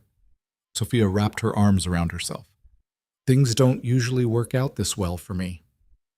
Ethan wanted to tell her she deserved every good thing, that she'd earned it through sheer determination and grace under impossible circumstances, that watching her keep going despite everything had reminded him what real strength looked like. But he couldn't say any of that without revealing too much. So instead he said, "Maybe your luck is changing." "Maybe." She didn't sound convinced. On the field, Matteo got control of the ball. He dribbled toward the goal, focused and determined. A kid from the other team tried to steal it. Matteo dodged, kicked, and sent the ball sailing past the goalie. The small crowd erupted. Sophia jumped up screaming. Emma was hopping up and down. Matteo stood there looking shocked, then broke into the biggest smile Ethan had ever seen. "He scored!" Sophia grabbed Ethan's arm without thinking. "He actually scored. That was a great shot. He's been trying all season, and this is his first goal." She had tears in her eyes. Happy ones. "I need to... Excuse me." She ran onto the field the second the whistle blew, scooping Matteo up and spinning him around. He was laughing, face flushed with pride and joy. Emma tugged on Ethan's sleeve. "That was really cool." "Yeah, it was." "I like them, Daddy. Can we keep them?" Ethan looked down at his daughter, who was watching Sophia and Matteo with an expression that reminded him painfully of Caroline. That same open-hearted kindness that saw people and wanted to help. "It's not that simple, sweetheart." "Why not? You like her, she likes you, they need help, and we can help. Seems simple to me." "There are things you don't understand." "Then explain them." How did he explain to a 7-year-old that he'd built his friendship with Sophia on a lie? That every moment they spent together he was pretending to be someone he wasn't? That when she found out the truth, she'd probably never speak to him again? "I will," he said. "When you're older." Adults always say that, because it's usually true. After the game, they all went out for ice cream. Emma and Matteo bonded over their shared love of chocolate chip. Sophia tried to pay, Ethan insisted, and they compromised by agreeing to split it. They sat outside the shop, kids at one table, adults at another. "Thank you for coming," Sophia said. "It meant a lot to Matteo, and to me. I'm glad we could make it." "Emma's great, by the way. You're doing a good job with her." "Most days I'm just trying not to screw up too badly." Sophia laughed. "That's parenting in a nutshell, isn't it?" They watched the kids. Emma was showing Matteo something on her phone, some game or video that had them both giggling. "Can I ask you something?" Sophia said quietly. "Sure." "Why are you being so nice to us? And don't say you're just paying it forward. I get that part. But this feels like more." Ethan chose his words carefully. "Because you remind me of what matters. Because watching you fight for your son reminds me why I fight for mine. Because you're a good person dealing with a bad situation, and someone should help you carry the weight." Sophia looked at him for a long moment. "That's the nicest thing anyone said to me in years." "I mean it. I know. That's what scares me." "Why?" Because nothing this good ever lasts. In my experience, the universe doesn't let you have nice things for long." She wrapped her hands around her coffee cup. "Matteo's father said all the right things too, promised he'd be there, that we'd figure it out together. Then he left. The second things got hard. I'm not him." I think I know, but I've been wrong before." Ethan wanted to reach across the table and take her hand, wanted to promise he wouldn't leave. wouldn't hurt her, wouldn't let her down. But he couldn't make those promises, because when she found out who he really was, she might be the one who left. They finished their ice cream and walked back to the parking lot. Emma and Matteo had exchanged phone numbers, which meant they'd probably be texting constantly. Same time next week? Sophia asked. Matteo has another game. We'll be there. On the drive home, Emma was unusually quiet. What are you thinking about? Ethan asked. You should tell her. Tell her what? Who you are. What you do. All of it. Emma met his eyes in the mirror. She likes you, but she likes Eli, not the CEO version. You need to tell her before it gets worse. Ethan gripped the steering wheel. When did you get so smart? I've always been smart, Daddy. You just don't always listen. She was right. Of course she was right. But that didn't make it easier. Tuesday morning, Sophia took a half day off for Matteo's doctor appointment. She'd been anxious about it all week, barely sleeping the night before. The doctor was kind, thorough. He examined Matteo, asked questions, ran some basic tests. I don't see anything physically wrong, he said finally. No infections, no digestive issues, nothing concerning, which means this is likely anxiety-related. Sophia had expected this. It didn't make hearing it any easier. What do I do? She asked. Address the sources of stress in his environment. Counseling might help. There are some good pediatric therapists in the area. He handed her a referral sheet. In the meantime, keep doing what you're doing. Routine, stability, reassurance. He's got a good mom. That counts for a lot. Outside, Sophia looked at the referral sheet. The therapist listed probably cost $100 an hour, maybe more. Her insurance might cover some of it. Maybe. Her phone buzzed. Text from Eli. How'd the appointment go? Sophia stared at the message. They'd been texting more over the past few days. Nothing heavy, just small talk. Funny observations about work. Emma had sent Matteo 3 videos of her cat. It felt normal, comfortable, dangerous. She typed back, Doctor says it's anxiety. Recommended therapy. The response came quickly. That's good news, right? Nothing physically wrong? Yeah, but therapy is expensive. There are sliding scale clinics. I can send you some names if you want. Sophia felt something crack in her chest. He was always doing this. Always helping. Always showing up. And she was falling for him. Actually falling. Which terrified her more than anything. That would be great. Thank you. That night, Ethan sat in his home office, staring at the list of pediatric therapists Patricia had compiled for him. He'd asked her to find the best ones in the city, ones that offered sliding scale payments or worked with insurance. He'd forwarded the list to Sophia an hour ago. Now he was trying to figure out how to tell her the truth. He drafted the text message 17 times. Each version sounded worse than the last. Hey, so I'm actually not a janitor. I'm the CEO. Surprise? There's something I need to tell you about who I really am. I've been lying to you about my job and my name and basically everything. None of it worked because there was no good way to say everything you think you know about me is a lie. His phone rang. Patricia. We have a problem, she said without preamble. What now? Someone leaked details about the Martin termination to the press. They're running a story tomorrow about the investigation, the complaints, all of it. Ethan closed his eyes. How bad? Bad enough. They're framing it as us covering up systemic abuse, painting you as either complicit or incompetent. Which is fair. Ethan, it is, Patricia. I didn't know what was happening in my own company. That's on me. The board wants a statement. Then we'll give them one. The truth. We screwed up. We're fixing it. Anyone who doesn't like it can leave. Patricia was quiet for a moment. You've really changed. Yeah, I have. After he hung up, Ethan pulled up his text thread with Sophia. She'd sent a thumbs up to the therapist list. Then another message. Matteo asked if you and Emma want to come over for dinner this week. I told him I'd ask. No pressure, obviously. Ethan stared at the message.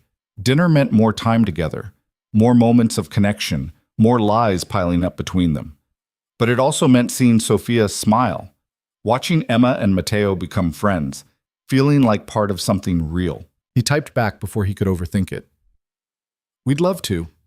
When works for you? The response was almost instant. Thursday? Fair warning, I'm not a great cook, but I make a decent spaghetti. Thursday's perfect, and I like spaghetti. He set the phone down and put his head in his hands. He was in so deep now. Too deep to back out without destroying everything. But Emma was right. He had to tell Sophia the truth. He just had no idea how. Thursday came too fast. Ethan spent the day putting out fires at work, fielding calls from angry investors, and trying not to think about the evening ahead. At 5, he left the office and picked up Emma from Mrs. Chen's house. Are we bringing anything? Emma asked. Wine for Sophia, juice boxes for Mateo. You're nervous. I'm not nervous. You're doing the finger-tapping thing. You only do that when you're nervous. Ethan looked down. His fingers were indeed tapping against the steering wheel. Okay, maybe I'm a little nervous. Why? You like her. She likes you. Mateo and I are already friends. This should be easy. Things are complicated, Em. Only because you're making them complicated. They arrived at Sophia's apartment at 6:30. Ethan carried the wine. Emma carried the juice boxes and a bouquet of flowers she'd insisted on buying. Sophia answered the door in jeans and a t-shirt, her hair pulled back, looking beautiful and stressed. Hi, come in. Sorry, the place is a mess. It's not a mess, Ethan said, stepping inside. It wasn't. The apartment was small and cramped, but clean and lived in. Crayon drawings covered the refrigerator. Books were stacked on every available surface.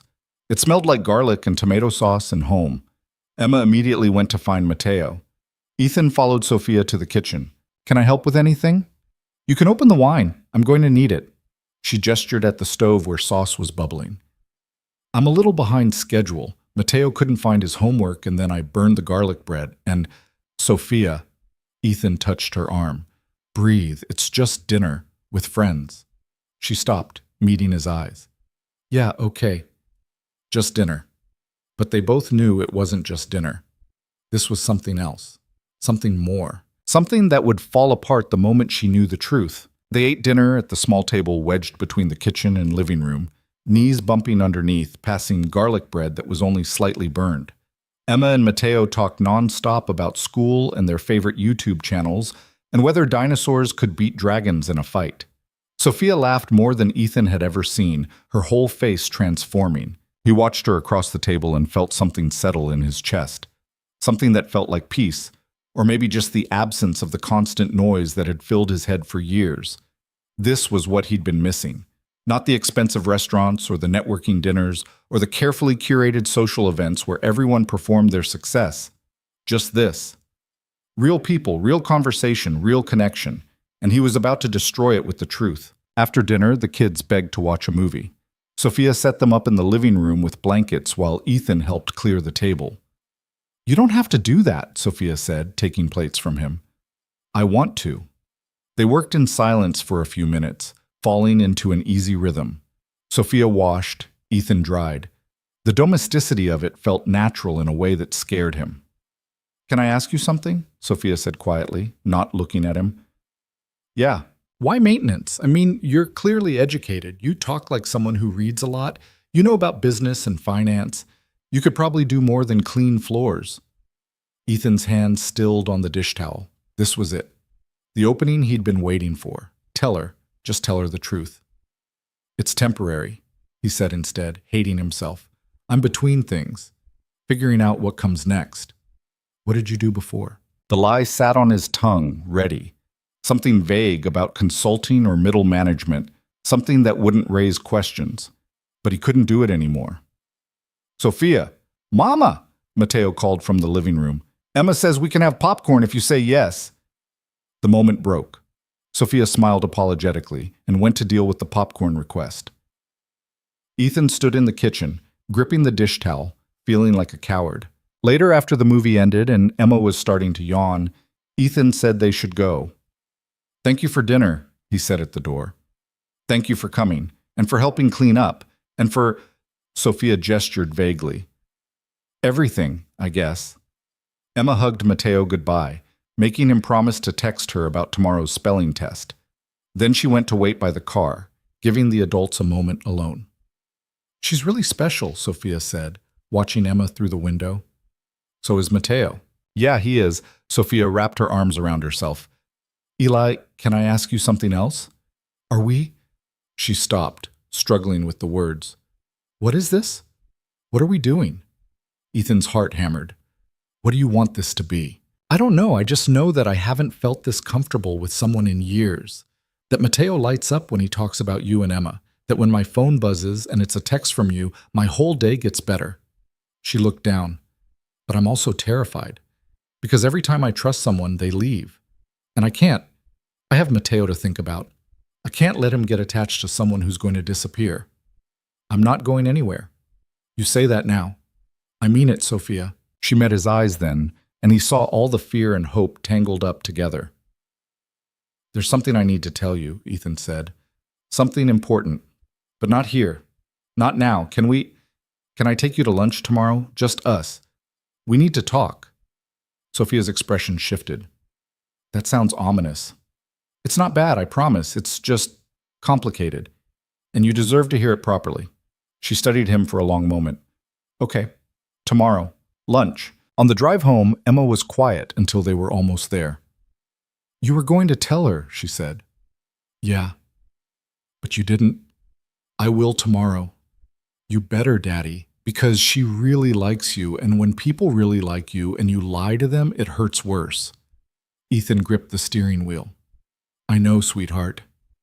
Do you think she'll forgive you? I don't know. Emma was quiet again. Then, I think she will. Because she's nice, and because you're trying to be better. People forgive people who try. Ethan hoped his daughter was right, but he wasn't counting on it. Friday morning, Ethan canceled his afternoon meetings and told Patricia he'd be out of the office. Everything okay? She asked. I'm telling someone the truth about the undercover work, someone who deserves to know. Patricia's eyebrows rose. The accountant? Sophia Reyes? How did you... I pay attention, Ethan. You transferred her away from Martin, asked me to find therapist referrals.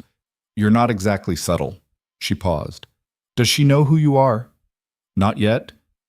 And you think this is going to go well? No, but I'm doing it anyway. Patricia shook her head. For what it's worth, I hope it works out. You've been different since you started this whole thing. More present, more human. If she's part of that, you should fight for it.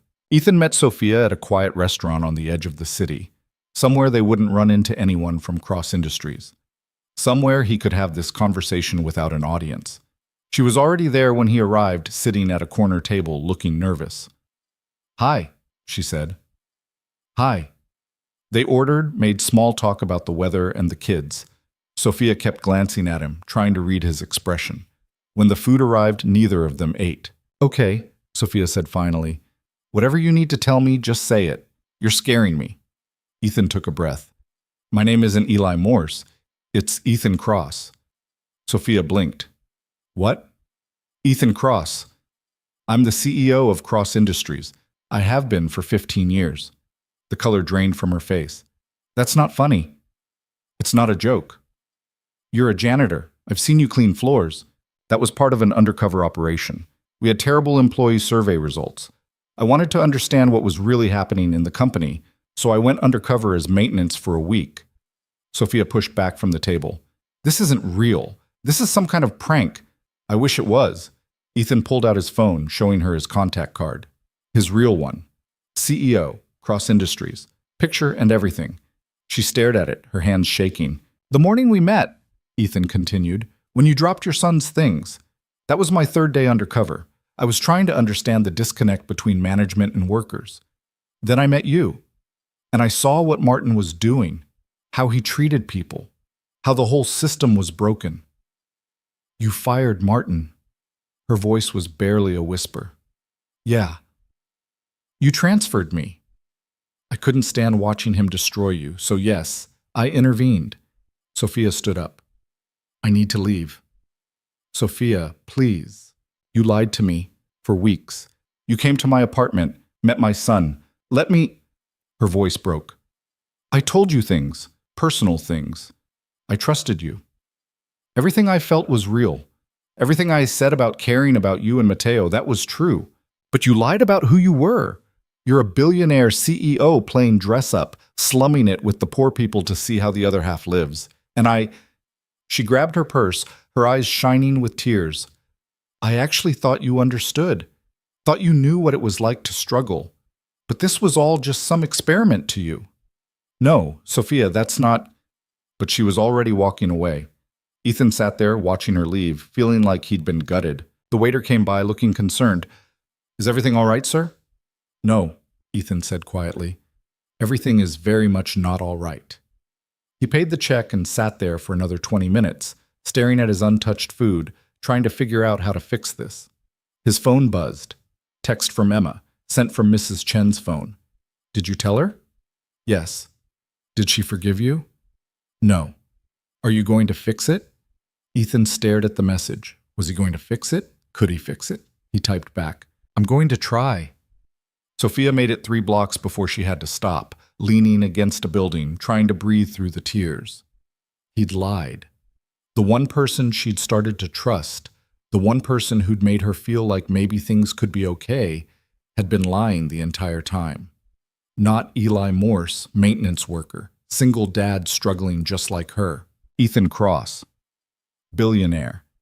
The man who owned the company, who could have helped her with a word but instead watched her drown under Martin's abuse for weeks before deciding to intervene. Her phone buzzed. She ignored it. It buzzed again. She looked. Unknown number. This is Patricia Wong, head of HR at Cross Industries. Mr. Cross gave me your number in case of emergency. He's very concerned and asked me to make sure you're okay. Sophia almost threw her phone. Even now, even after she'd walked away, he was trying to manage the situation, sending his HR director to check on her like she was a problem to be solved. She texted back, Tell Mr. Cross I'm fine, and tell him not to contact me again. She turned off her phone and went to pick up Mateo early from school. Why are you sad, Mama? Mateo asked on the bus ride home. Just a bad day, baby. Did something happen with Eli? Sophia's throat tightened. His name isn't Eli, and yeah, something happened. Are we still friends with him and Emma? I don't know, Maddie. Mateo was quiet for a moment. Then, I hope we are. I like them. I know, baby, I know. That weekend was brutal. Mateo kept asking about Emma. Sophia kept avoiding her phone, which kept buzzing with messages she wouldn't read. On Sunday, her mother came over and found her crying in the kitchen. Mija, what happened? Sophia told her everything. The undercover CEO. The lies. The betrayal. Her mother listened, then sighed. Men are idiots. That's it? That's your advice? No, my advice is that you need to figure out if he lied to hurt you or if he lied because he's an idiot who didn't know how to tell the truth. Does it matter? Yes, it matters. Her mother took Sophia's hands. You've been hurt before. By Mateo's father. By life. You've built walls to protect yourself. But this man, even if he lied, he showed up. He helped when you needed it. He cared about your son. Those things were real, weren't they? Sophia nodded, unable to speak. Then maybe he deserves a chance to explain. Really explain. Not in a restaurant where you can run away, but somewhere you can hear him. I don't know if I can. You're stronger than you think, Mija. You always have been. Monday morning, Sophia went to work with her walls firmly back in place. She avoided the lobby, took the stairs instead of the elevator, kept her head down. At lunch, Janet found her in the break room. You okay? You've been weird all morning. I'm fine. You're not fine. What happened? Sophia looked at Janet, this woman who'd survived years of Martin's abuse and still showed up every day with kindness and humor. If you found out someone you trusted had lied to you, completely lied about who they were, would you forgive them? Janet thought about it. Depends. Why did they lie? Because they were trying to fix something, but they should have told the truth sooner. Did the lying hurt people? It hurt me. Then they should apologize, really apologize, and then you decide if you believe them. Janet smiled sadly.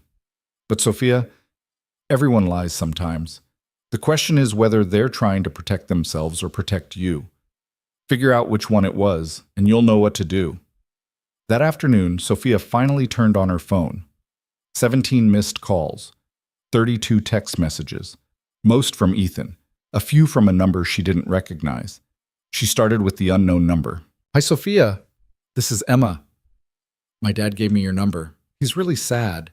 He knows he messed up. He's not eating, and he keeps staring at his phone, and Mrs. Chen says he's being pathetic. I don't know what happened, but I think you should talk to him. Please? Emma. Sophia felt tears prick her eyes. The messages from Ethan were variations on the same theme.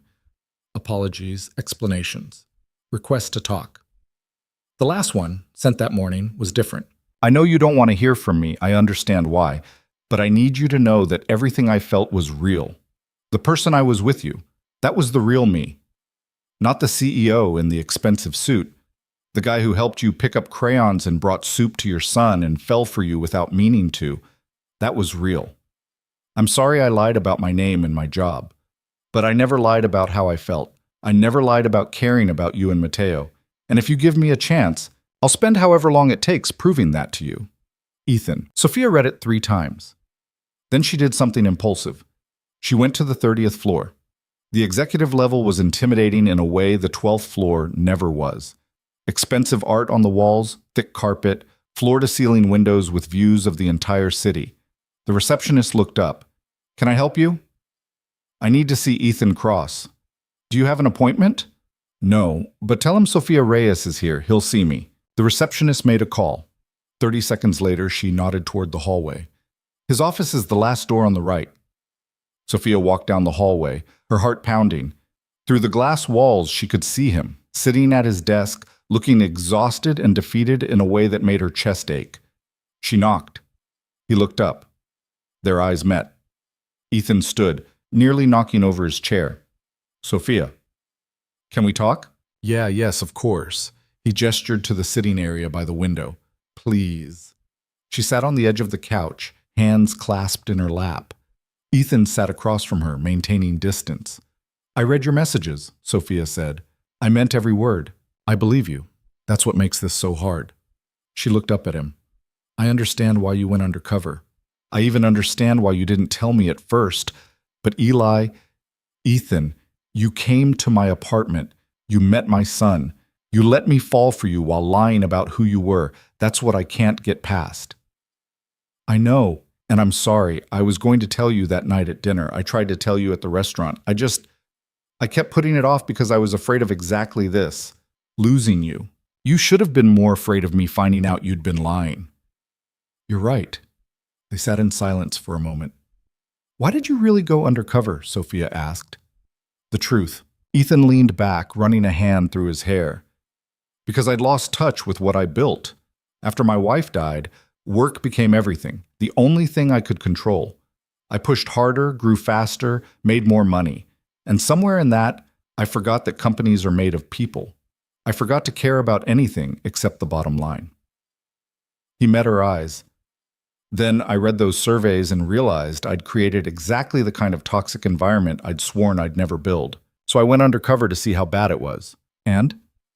It was worse than I thought. Martin was just the most visible problem. The whole culture was broken. People were afraid, burned out, staying because they had no choice, not because they wanted to be there. And you decided to fix it. I'm trying to. We've implemented new policies, better parental leave, actual enforcement of harassment complaints, anonymous reporting systems. It's not perfect yet, but it's better. Sophia nodded slowly. Why didn't you just tell me all this when we first met? Because I wanted to observe without influencing behavior. If people knew the CEO was watching, they'd act differently. I needed to see the truth. He paused. But then I met you, and suddenly it wasn't about the experiment anymore. It was about you. What about me? You reminded me what it meant to be human, to struggle, to keep going even when everything's falling apart. You shared your lunch with a janitor you barely knew.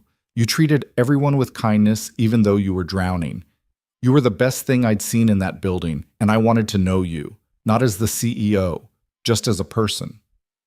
So you lied. So I lied. Ethan's voice was heavy with regret. And I hurt you. And I'm sorrier about that than I've been about anything in a long time. Sophia stood, walking to the window. The city spread out below, millions of people living millions of lives. From up here, they all look so small. I grew up poor. she said quietly. Really poor. My mom worked 3 jobs. We lived in a 1-bedroom apartment with my aunt and her kids. I wore secondhand clothes and ate free school lunch and knew that every opportunity I got I had to fight for because nobody was going to hand me anything. She turned to face him. I worked my way through college, raised Mateo alone, clawed my way into this job, and every single day I felt like I was one mistake away from losing everything. People like Martin looked at me and saw someone disposable, someone who didn't matter. You matter, Ethan said quietly. To who? To you? The billionaire who decided I was an interesting case study? That's not fair, isn't it? You watched me struggle under Martin for weeks before doing anything. You could have helped sooner, but you didn't. You're right. I should have intervened immediately, but I was still gathering evidence, still building the case to fire him properly. If I'd acted too quickly, he could have sued and the whole thing would have gotten buried. Ethan stood, moving closer. But Sophia, the transfer had nothing to do with the investigation timeline. I moved you because I couldn't stand watching him hurt you one more day. That was personal. That was me, caring about you specifically. As the CEO. As both. As all of me. He stopped a few feet away. I'm not good at this. At being vulnerable. At letting people in. After Caroline died, I shut down. Focused on Emma and work and nothing else. Then I met you, and suddenly I remembered what it felt like to care about someone. To want to be around them. To want to be better because of them. Sophia felt tears threatening again. You lied to me, Ethan. I did. And I'll regret that for the rest of my life. But I never lied about my feelings. Every moment we spent together, every conversation, every text message, that was real. The person I was with you, that's who I want to be. Not the CEO who forgot his humanity. The man who remembered it because of you. I don't know if I can trust you again. Then let me earn it back. However long it takes. I'll prove that I'm worth trusting. What if you can't? Then I'll have tried, and I'll know I did everything I could. He took a breath.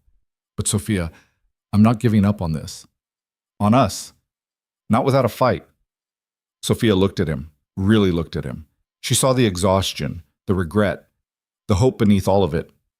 She also saw the man who'd shown up at her apartment with soup, who'd watched Mateo score his first goal and cheered like it was the World Cup, who'd sent her therapist referrals and checked in when she needed it. The lie was real, but so was everything else. I need time, she said finally. Take all the time you need. And I need you to be honest about everything.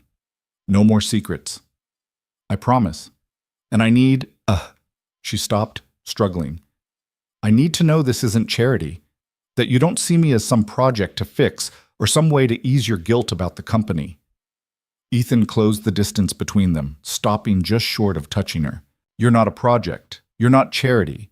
You're someone who makes me want to be better, who reminds me what actually matters, who I think about first thing in the morning and last thing at night. His voice dropped. You're someone I'm falling in love with, even though I know I probably don't deserve that chance. Sophia's breath caught. I can't promise this will be easy, Ethan continued. I'm still learning how to balance everything, how to be a good CEO and a good father and a good partner. I'll probably screw up again, but I can promise that I'll never lie to you again, that I'll show up, that I'll fight for you and Mateo as hard as I fight for anything. Sophia felt something loosen in her chest. The walls she'd built, brick by careful brick, starting to crumble. Emma texted me, she said. Ethan's eyes widened. She did? Called you pathetic. That sounds like her. She also said you weren't eating. I wasn't particularly hungry. Sophia smiled despite herself. Mateo's been asking about you too, about Emma. He misses you both. Emma's been doing the same. I had to confiscate her phone because she was texting Mateo every 5 minutes. They stood there, the space between them charged with possibility. I'm scared, Sophia admitted. Me too. What if this doesn't work? What if it does? Sophia took a shaky breath. Then she closed the distance between them, reaching for his hand. Ethan laced his fingers through hers, the touch sending warmth through both of them. Slow, Sophia said. We do this slow. We rebuild trust. We figure out what this looks like with 2 kids and complicated lives and very different worlds. Slow works for me. And you introduce me to people as Sophia, not as the accountant, not as anything else. Just Sophia. Deal. And we tell the kids the truth. About everything. Agreed. Sophia squeezed his hand. Okay, then let's try this. Ethan pulled her closer, wrapping his arms around her. Sophia let herself lean into him, feeling safe for the first time in weeks. Thank you, he whispered into her hair. For what? For giving me another chance. For seeing past the lie to what was real. For being brave enough to try. Don't make me regret it. I won't, I promise. They stood there in his office, holding each other, while the city hummed below and the future stretched out ahead, uncertain but possible. That Saturday, they all met at the park after Mateo's soccer game. Emma had made a sign that said, Go Mateo, with glitter and markers. Mateo beamed when he saw it. The game was another disaster, but Mateo didn't seem to care. He was just happy to have his friends there. Afterward, they sat on the grass eating ice cream while the kids ran around the playground. So, Sophia said, how do we explain this to them? The truth, Ethan said, that I made a mistake, that I'm sorry, that we're working on it. They're going to have questions. Kids always have questions. They called Emma and Mateo over. The kids sat down, looking between the adults with identical, suspicious expressions. We need to talk to you both about something, Sophia started. Are you getting married? Emma asked immediately. What? No, because that would be cool. Mateo and I already talked about it. We'd be good siblings. Mateo nodded seriously. I've always wanted a sister. Ethan and Sophia exchanged glances. We're not getting married, Ethan said. But we are. We're going to try being together, dating, spending time as a family. Okay, Emma said, what's the big deal? The big deal is that I need to apologize to both of you. Ethan looked at Mateo. When I first met your mom, I told her my name was Eli. That was a lie. My real name is Ethan, and I'm actually the CEO of the company where your mom works. I was pretending to be a janitor to learn about the company, but I should have told the truth sooner. I'm sorry for lying. Mateo thought about this. Why did you lie? Because I was trying to understand what it was really like to work there. But lying was wrong, and I hurt your mom's feelings. That was my fault. Did you apologize to her? Yes. Did she forgive you? We're working on it. Mateo looked at his mother. Did you forgive him, Mama? Sophia smiled. I'm trying to, baby. Okay. Mateo turned back to Ethan. Don't lie again. I won't. Promise? I promise. Emma had been quiet through all this. Now she spoke up. Are you happy, Daddy? The question caught Ethan off guard. What? Are you happy? Like actually happy? Because you've been sad for a really long time, since Mommy died. But lately, you've been different, better. Is that because of Sophia and Mateo? Ethan felt his throat tighten. Yeah, sweetheart. I'm happy. Really happy. Good. Emma stood up and held out her hand to Mateo. Come on. Let's go on the swings and let the adults do their boring talking thing. The kids ran off. Sophia and Ethan sat there watching them. That went better than expected, Sophia said. Kids are more forgiving than adults. Or they just want us to be happy. That too. They sat in comfortable silence for a while. Then Sophia spoke. I think I'm falling for you too, just so you know. Ethan turned to her, his face breaking into a genuine smile. Yeah? Yeah, even though you're an idiot who lied to me, even though this is probably complicated and messy and going to be hard. I'm falling for you. I'll take it. Sophia leaned against him, and Ethan wrapped his arm around her shoulders. They watched their kids play, two single parents who'd found each other in the most unlikely way. The next few months weren't easy. There were awkward moments and difficult conversations. There were times when Sophia's fear of being hurt would flare up, and times when Ethan's guilt would eat at him. They had to navigate public scrutiny when word got out that the CEO was dating an employee. They had to figure out how to blend their families while giving the kids space to adjust, but they showed up. Every day they chose each other. They chose honesty over comfort. They chose to work through the hard parts instead of running from them. By the holidays, something had shifted. Emma and Mateo were inseparable, more like actual siblings than friends. Sophia had been promoted to senior analyst, a position she'd earned entirely on her own merit. Ethan had implemented sweeping changes at Cross Industries, turning it into the kind of workplace he'd originally envisioned. On Christmas Eve, they were all at Ethan's house. Sophia and her mother were in the kitchen making tamales, a family tradition. Emma and Mateo were decorating cookies with more frosting than any human should consume. Ethan was attempting to assemble a bike for Mateo while reading instructions that made no sense. "You're doing it wrong," Sophia's mother said, walking in with a dish towel. "I'm aware. Let me help." Together, they got the bike assembled. Ethan sat back, looking at the chaos around him. His house, once so quiet and empty, was full of noise and laughter and life. Sophia came in, flower in her hair, and sat down beside him. "You okay?" she asked. "More than okay." He kissed her forehead. "Thank you." "For what?" "For taking a chance on me, for trusting me again, for bringing all this into my life." Sophia looked at their kids, covered in cookie frosting, and giggling. "We're pretty great, aren't we?" "The greatest." Later that night, after the kids were asleep and Sophia's mother had gone home, Sophia and Ethan stood on the back porch looking at the stars. "I've been thinking," Sophia said, "about what you said, about me reminding you what matters." "You do. The thing is, you did the same for me. You reminded me that not everyone leaves, that sometimes people show up, that it's okay to let people help you. We helped each other." "Yeah, we did."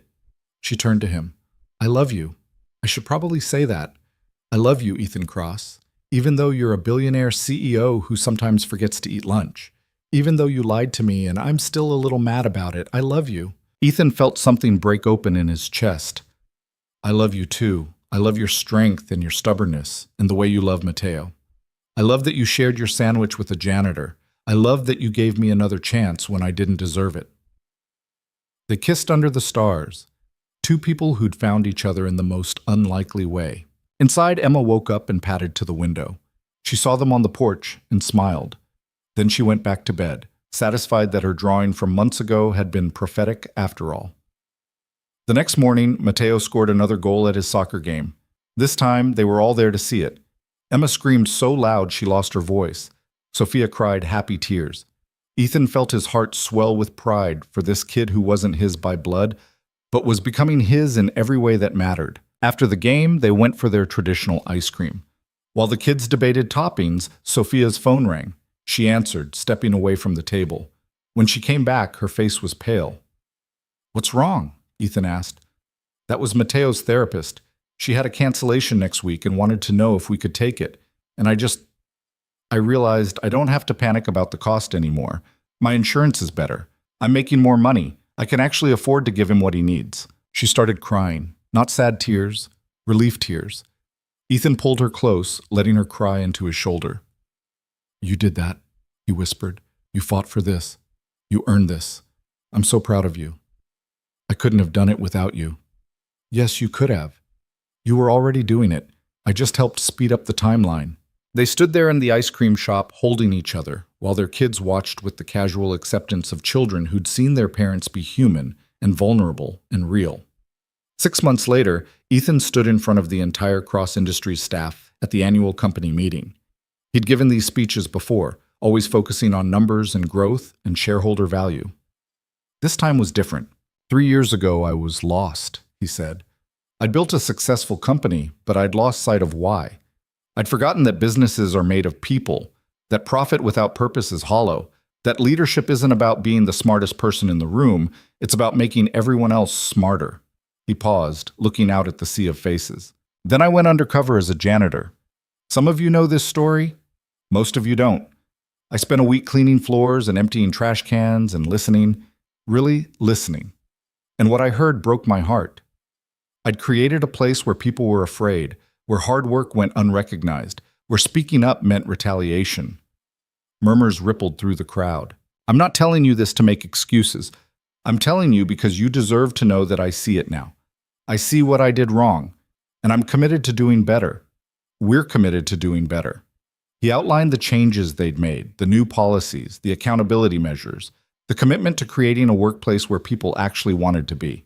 But more than that, he continued, I want to thank someone who reminded me what it means to show up every day and fight for what matters, Who taught me that strength isn't about power, it's about perseverance? Who helped me remember that the best version of myself isn't the CEO in the expensive suit, it's the person who stops to help someone pick up crayons on a bad morning. In the audience, Sophia ducked her head, blushing. Janet nudged her, grinning. We're all works in progress, Ethan finished. All of us. Me included. But if we keep showing up, keep trying to be better, keep choosing people over profit, we'll build something worth being proud of. Together. The applause was thunderous. After the meeting, Sophia found him in his office. That was quite a speech. Too much? Perfect. She closed the door. Although you basically just told the entire company we're together. We are together. I know, but now everyone knows. Is that a problem? Sophia thought about it.